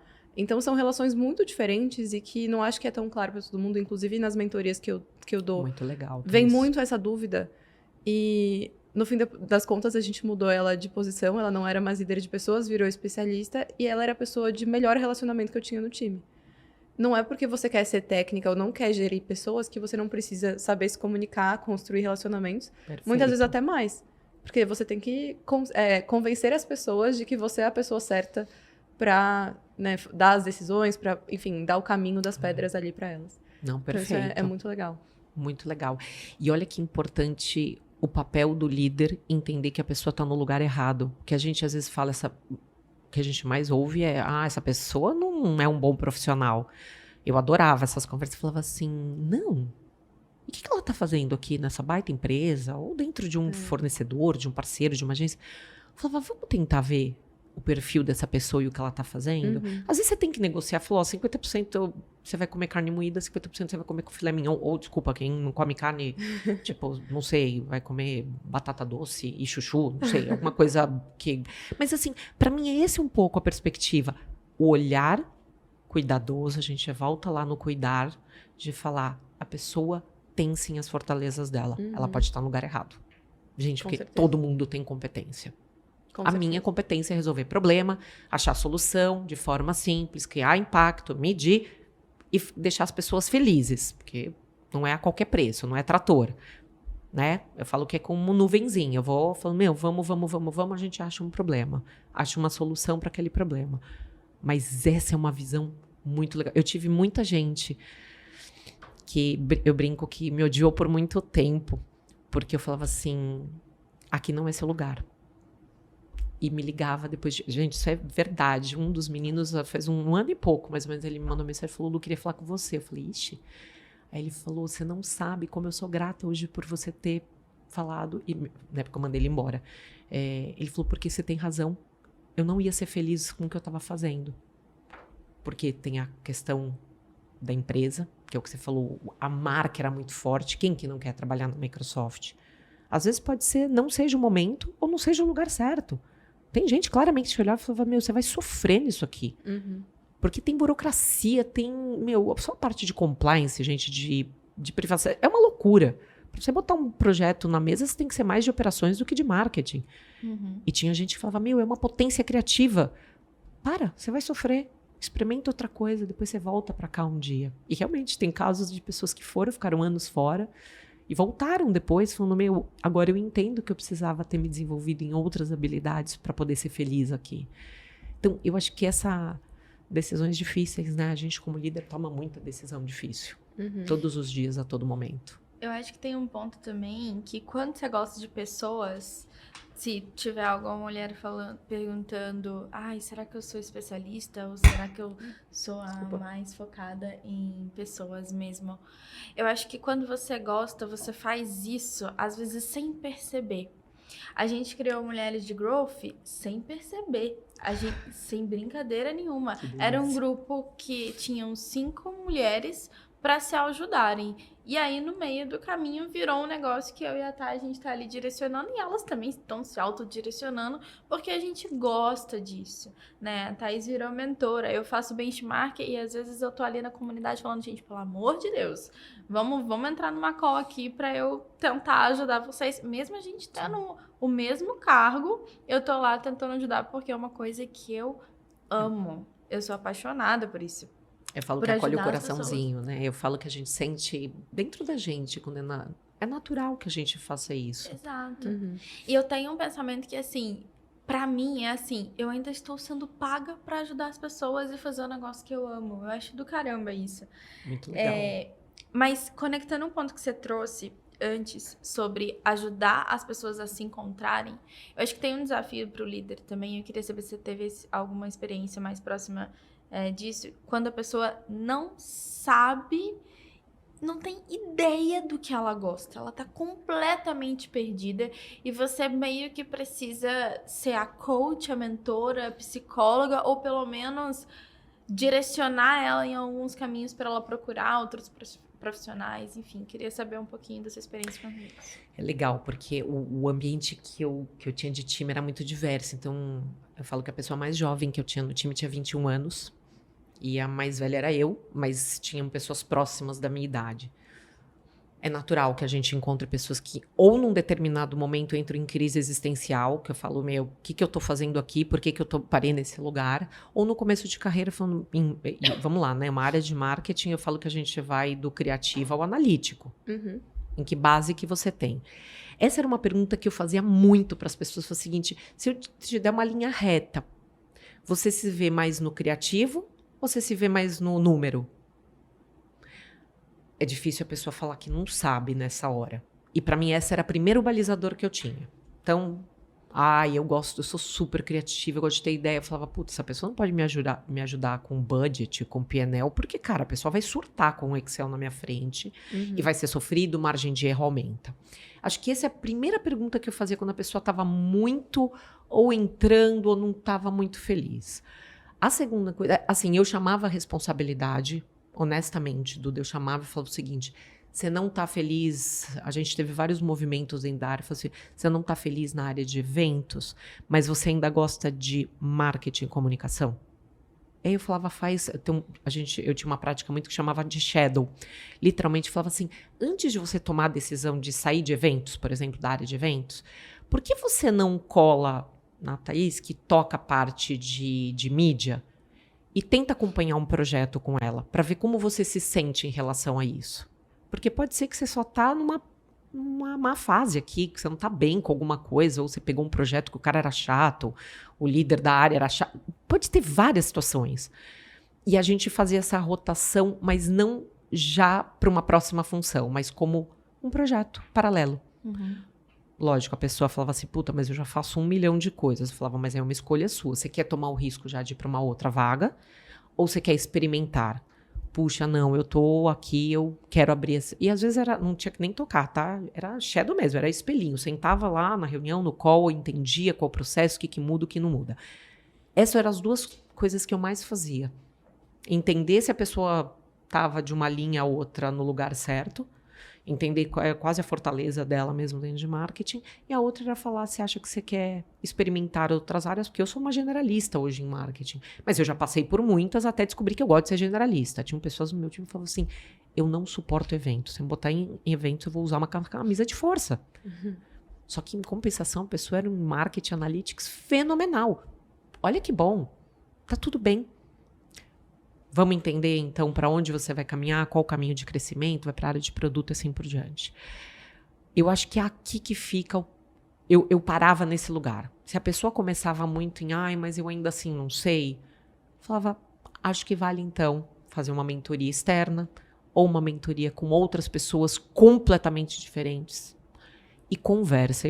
Para chegar na mentoria, eu falava que a pessoa já tinha que ter um caminho. Eu falava assim, vai conversar com uma pessoa de customer service, por exemplo, ou vai conversar com uma pessoa de produto, vai conversar com uma pessoa que gerencia parceiros. Quem sabe uma dessas conversas a pessoa te dá um clique, vai explorar. Porque o perdido às vezes vem disso, tipo, eu nem sei quais são as outras possibilidades. Mas eu também era muito clara em dizer, será que isso é um problema meu de líder? Ou isso é um problema realmente de um profissional de terapia, de psicologia? Porque às vezes tem tanta... Gente, eu faço terapia desde que eu me lembro por gente. Às vezes é um problema eu comigo mesmo. E o líder não tem nem habilidade. A gente precisa até tomar cuidado. E aí eu entraria nesse ponto, que às vezes a gente começa a entrar, a hora que você vai ver, você está induzindo a pessoa a uma situação. Sim.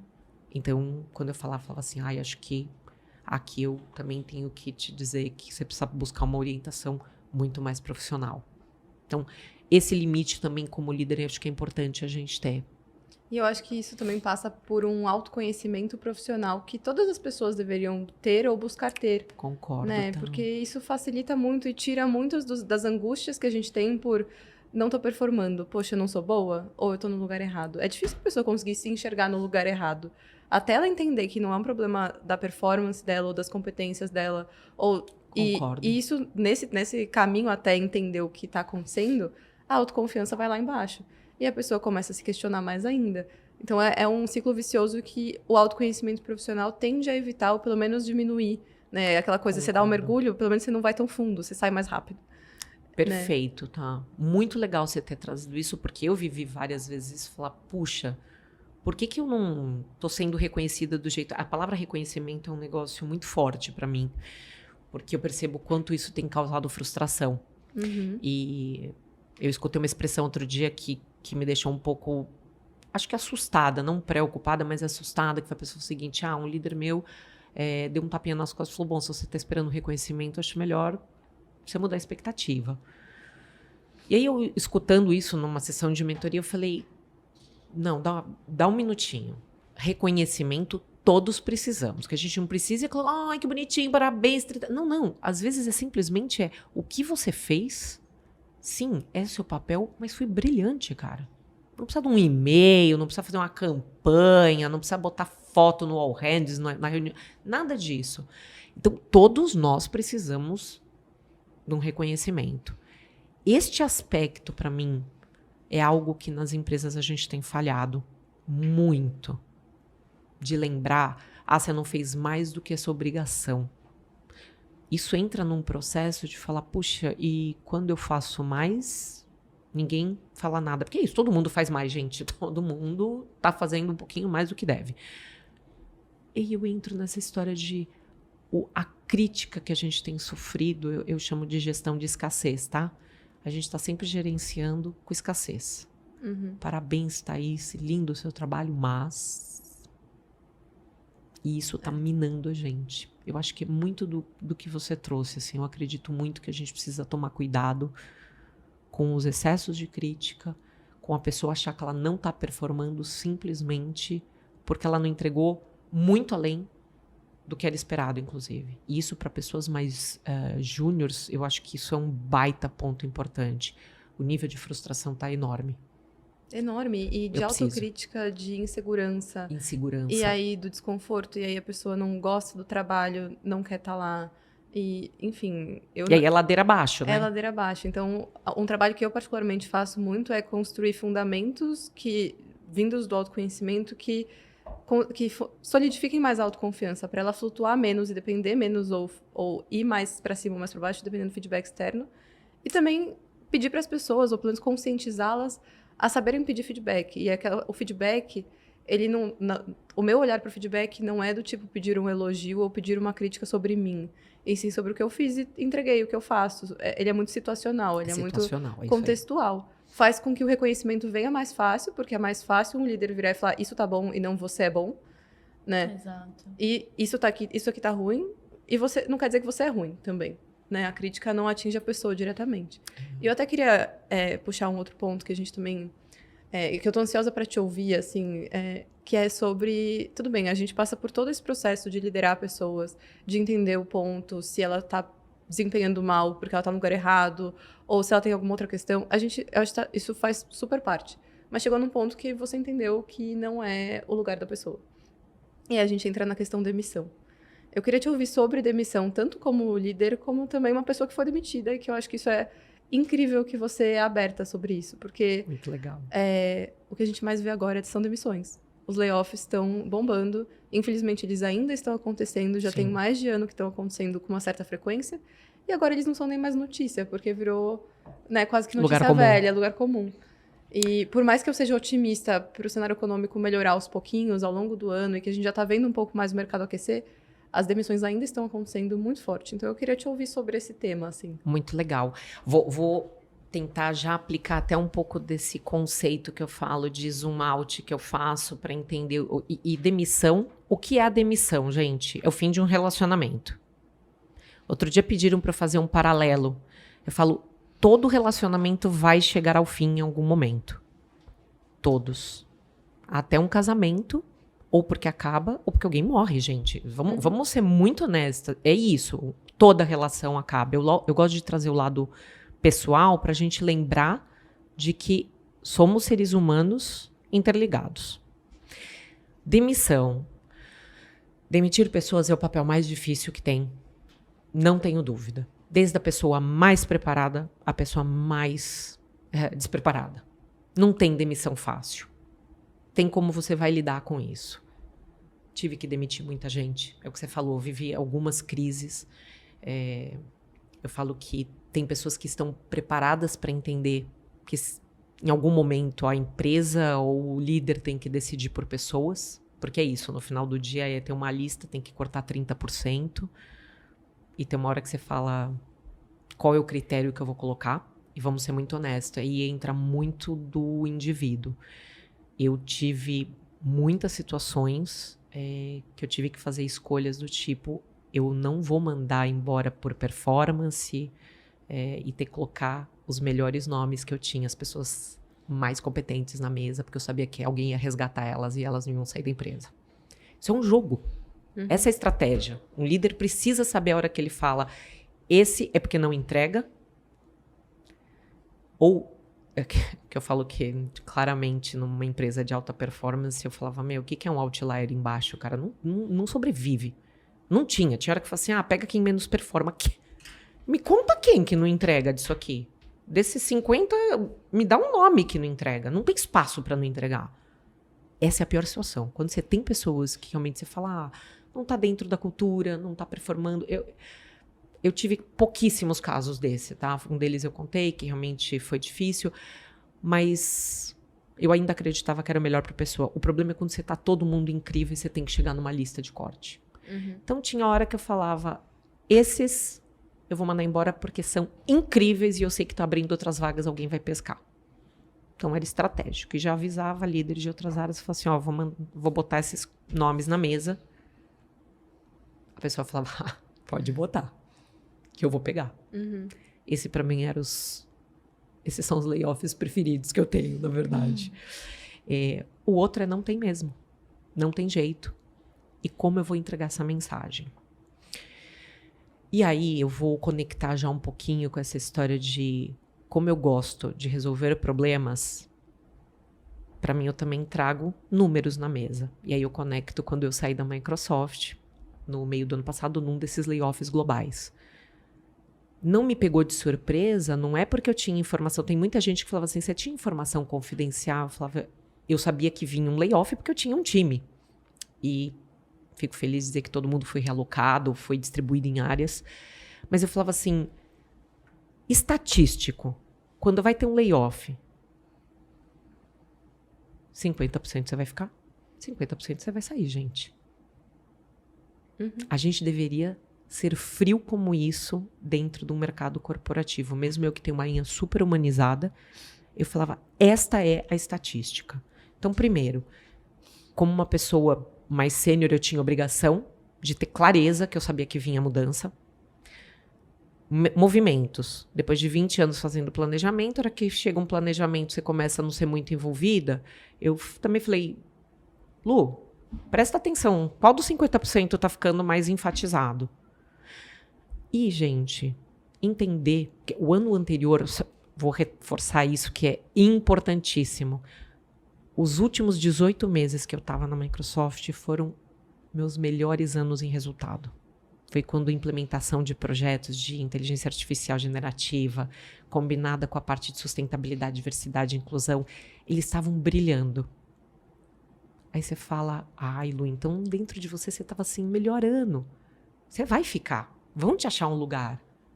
O outro era, número não chegou. Não estou tão envolvida quanto eu sempre fui em planejamento. Mantenha foco nos dois. Se prepara para o dia que vai ter as comunicações.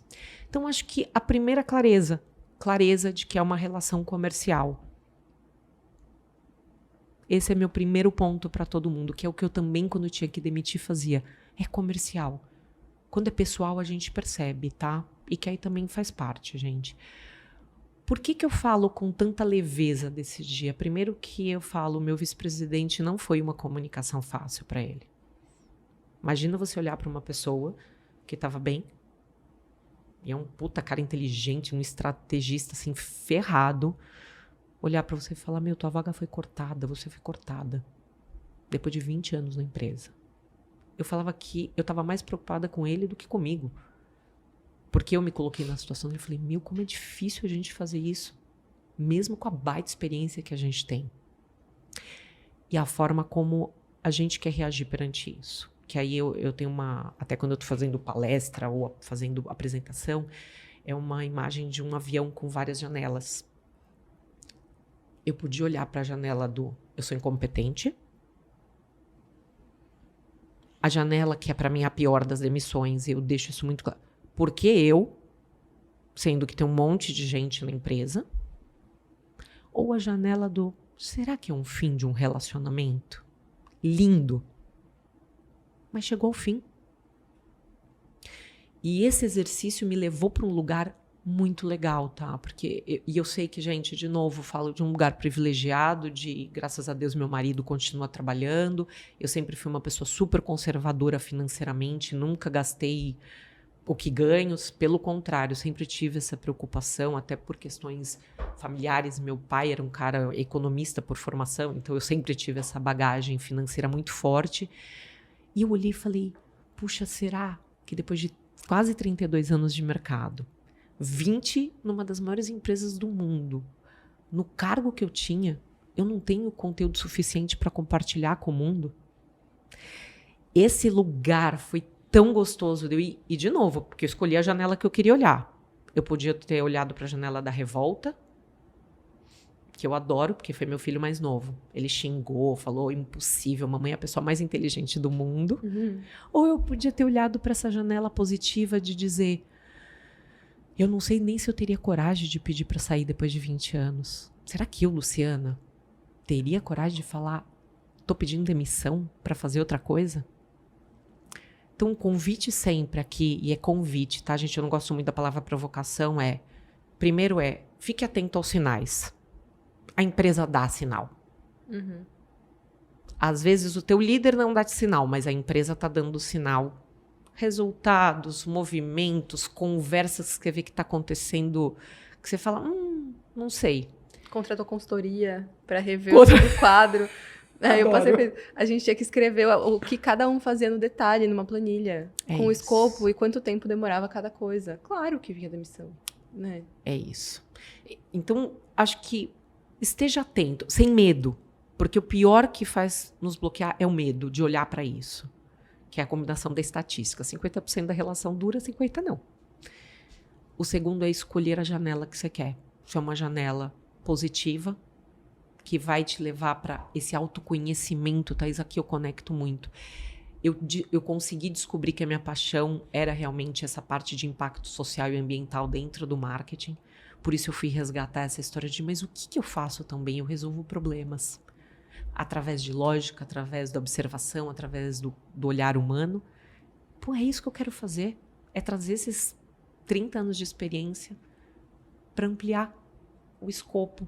Chegar realmente em outras empresas.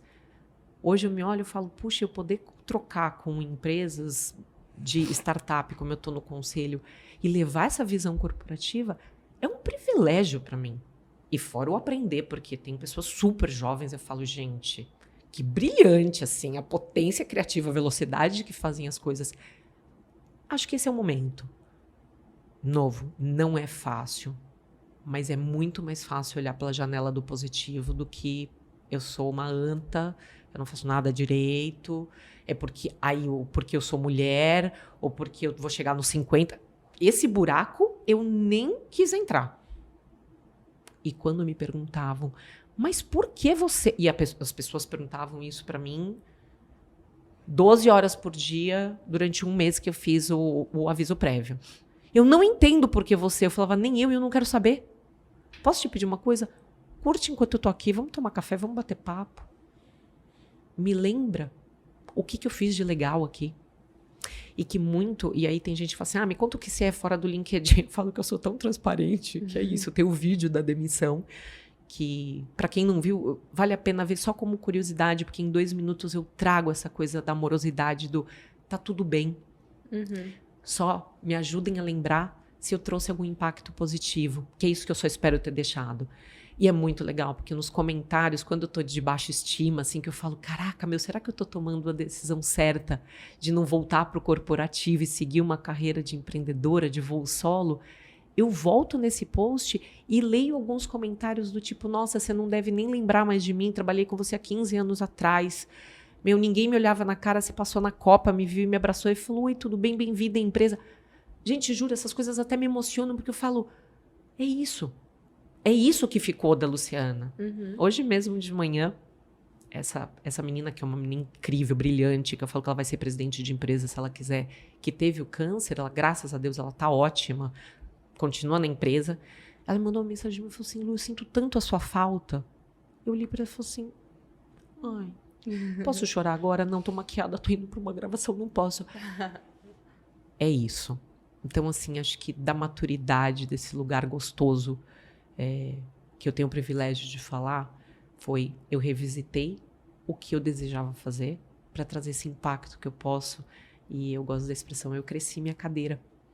A cadeira de CMO me deu chancela para eu hoje estar aqui e para eu ir dar aula, fazer consultoria, fazer palestra e poder expandir isso para pessoas que jamais conseguiriam me escutar, muito possivelmente.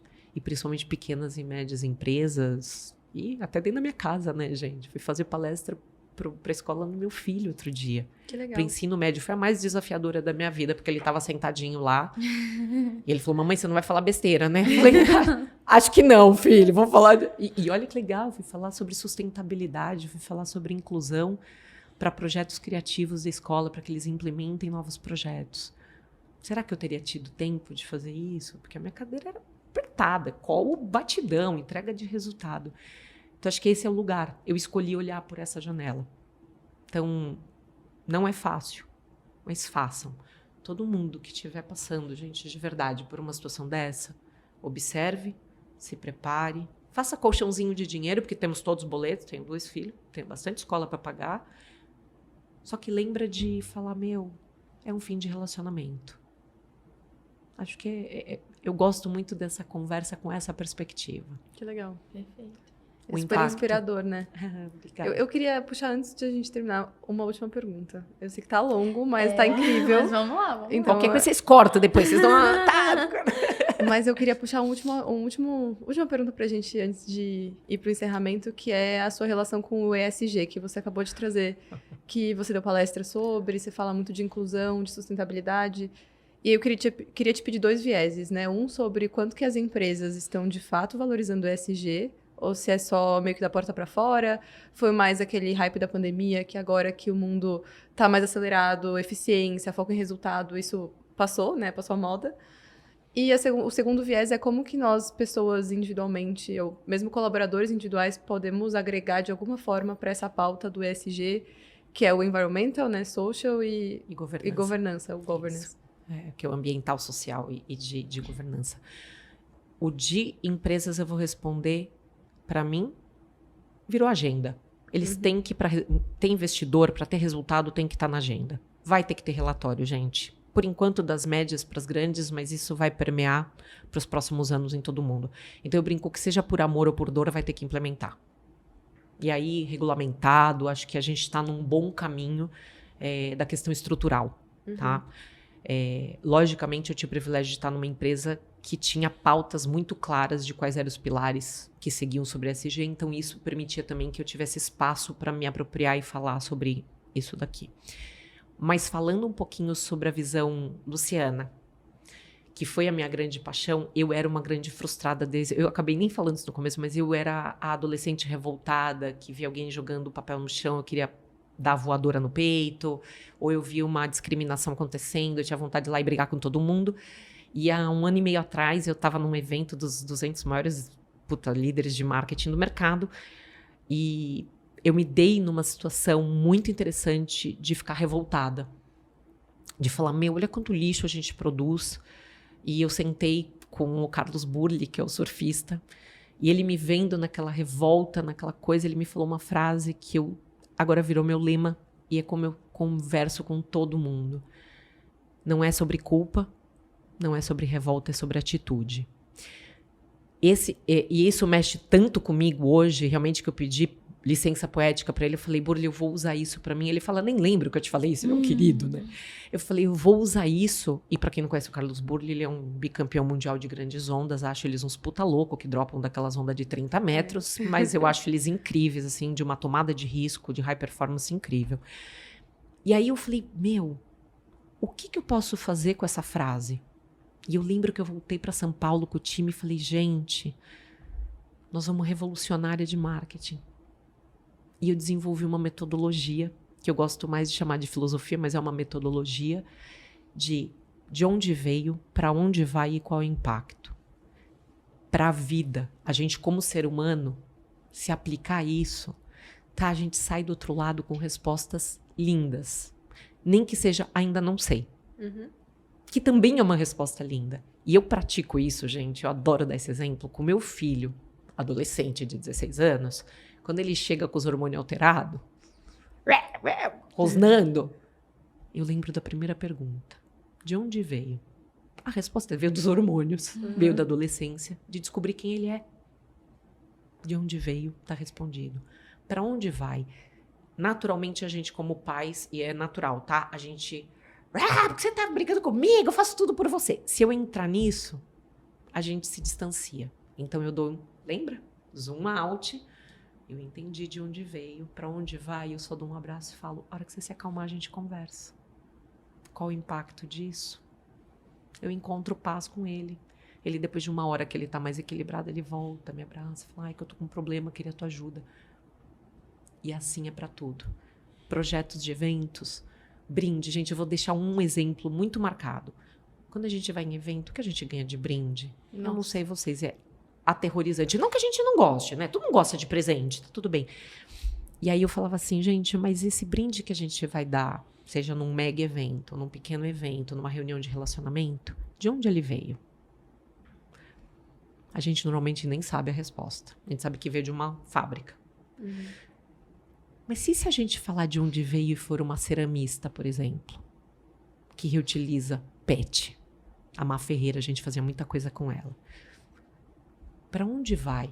Isso vai levar uma mensagem linda, porque ela tirou lixo, a gente está gerando mão de obra, ela trabalhava com comunidades próximas à região dela.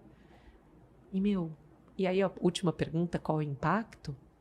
A gente tirou lixo. Aí tem vários, né? Tem economia, tem geração de emprego, tem a história de não gerar mais um lixo para o planeta. Tem uma desconstrução de que, como artista plástico, eu vou usar esse copinho. O logo não é perfeito. É sobre a imperfeição, aí a gente fala sobre inclusão. E eu lembro que eu tinha várias conversas. Luciana, o logo da Microsoft, ele tá meio tortinho. É uma artista. Não é uma um mecânico fazendo isso, uma máquina prensando. Esse é o pensamento. Tem um outro caso que eu adoro. A gente fazia cobertura fotográfica de todos os eventos. A gente começou a levar a galera do Clique. Para quem não conhece, vale ver. Galera do Clique.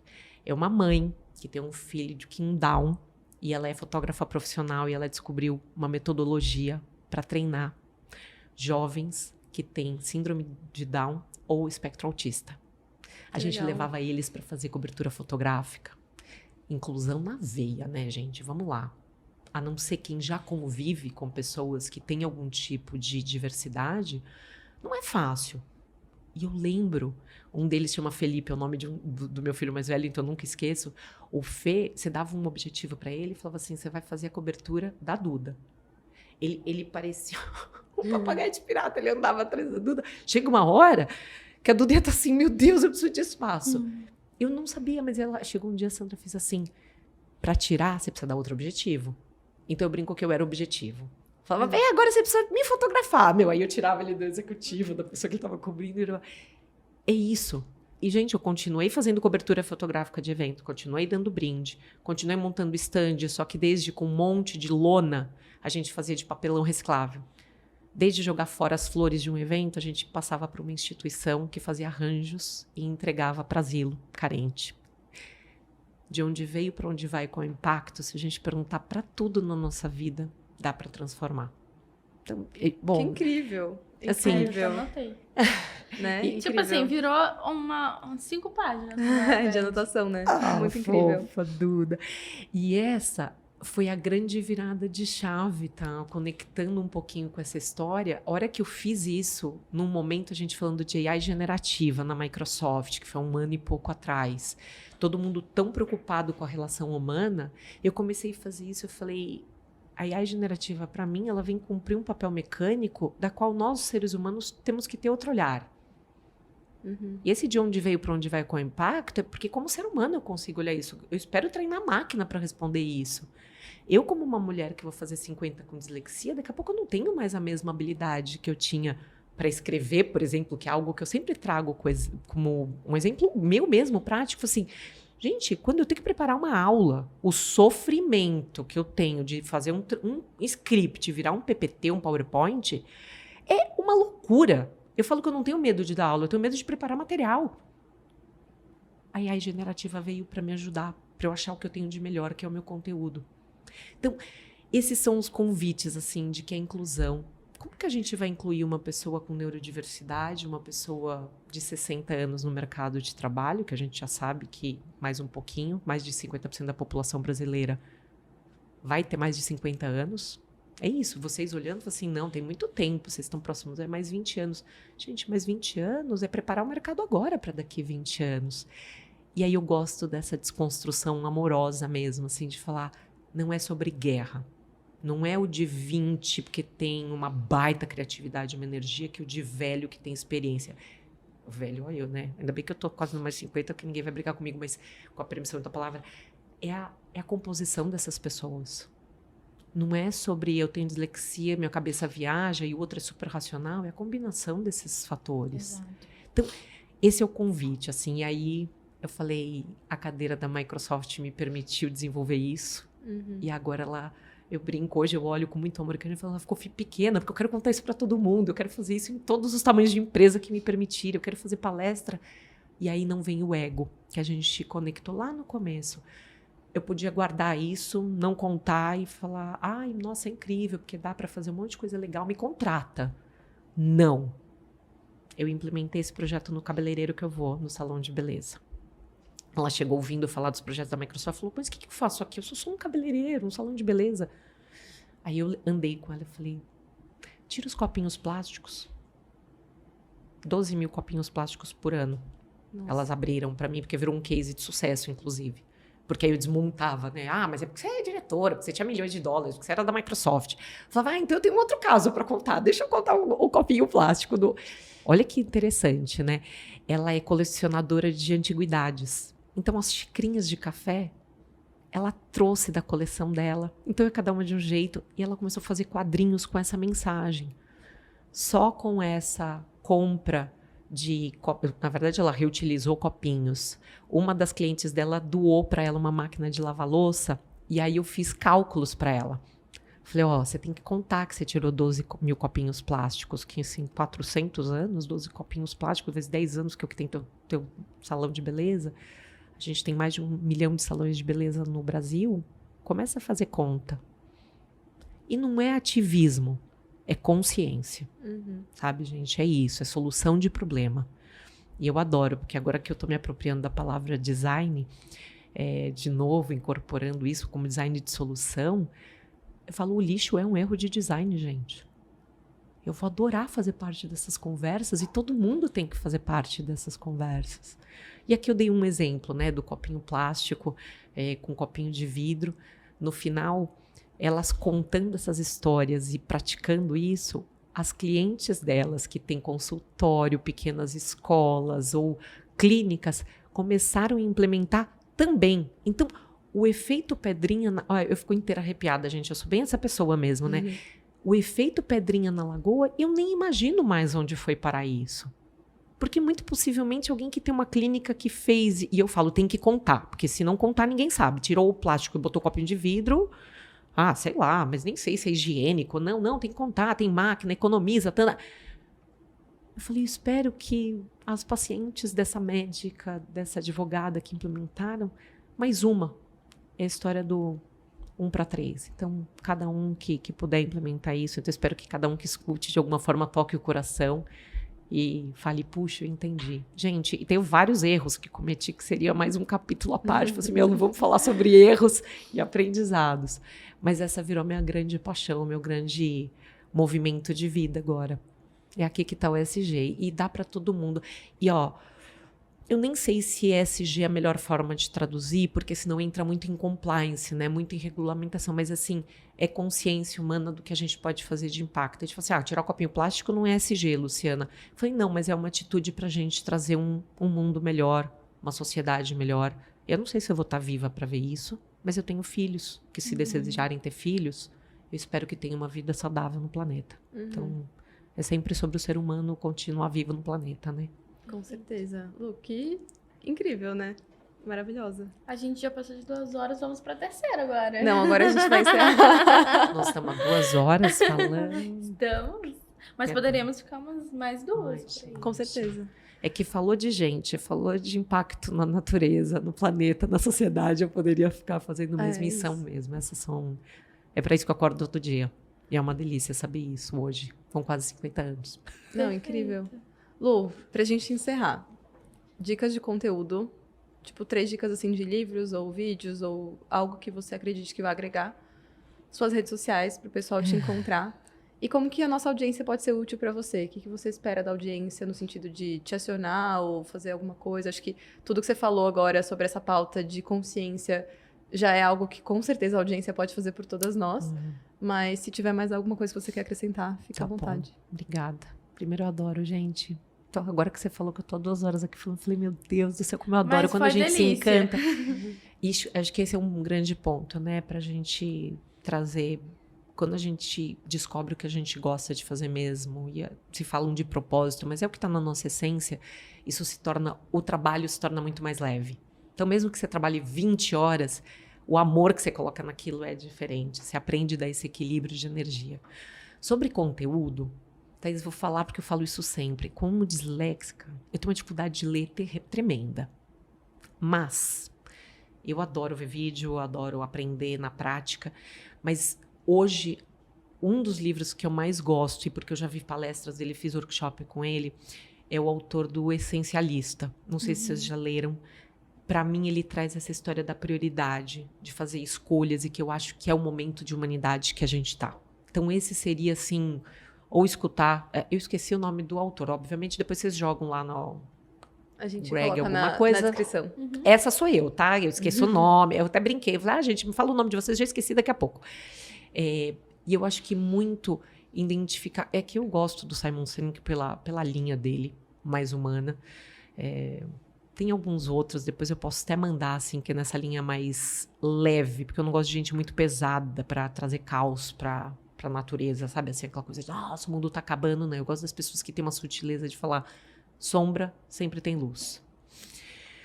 Nossa, mais uma frase de impacto. Tem várias frases de impacto, mas vamos lá. Ah, depois você me manda, então. Entendi que vai ser ótimo. Você faz um resumo pra mim, Duda. Eu esqueci, obviamente, as outras duas. A minha rede social, gente, é Lu Lancerotti, é fácil.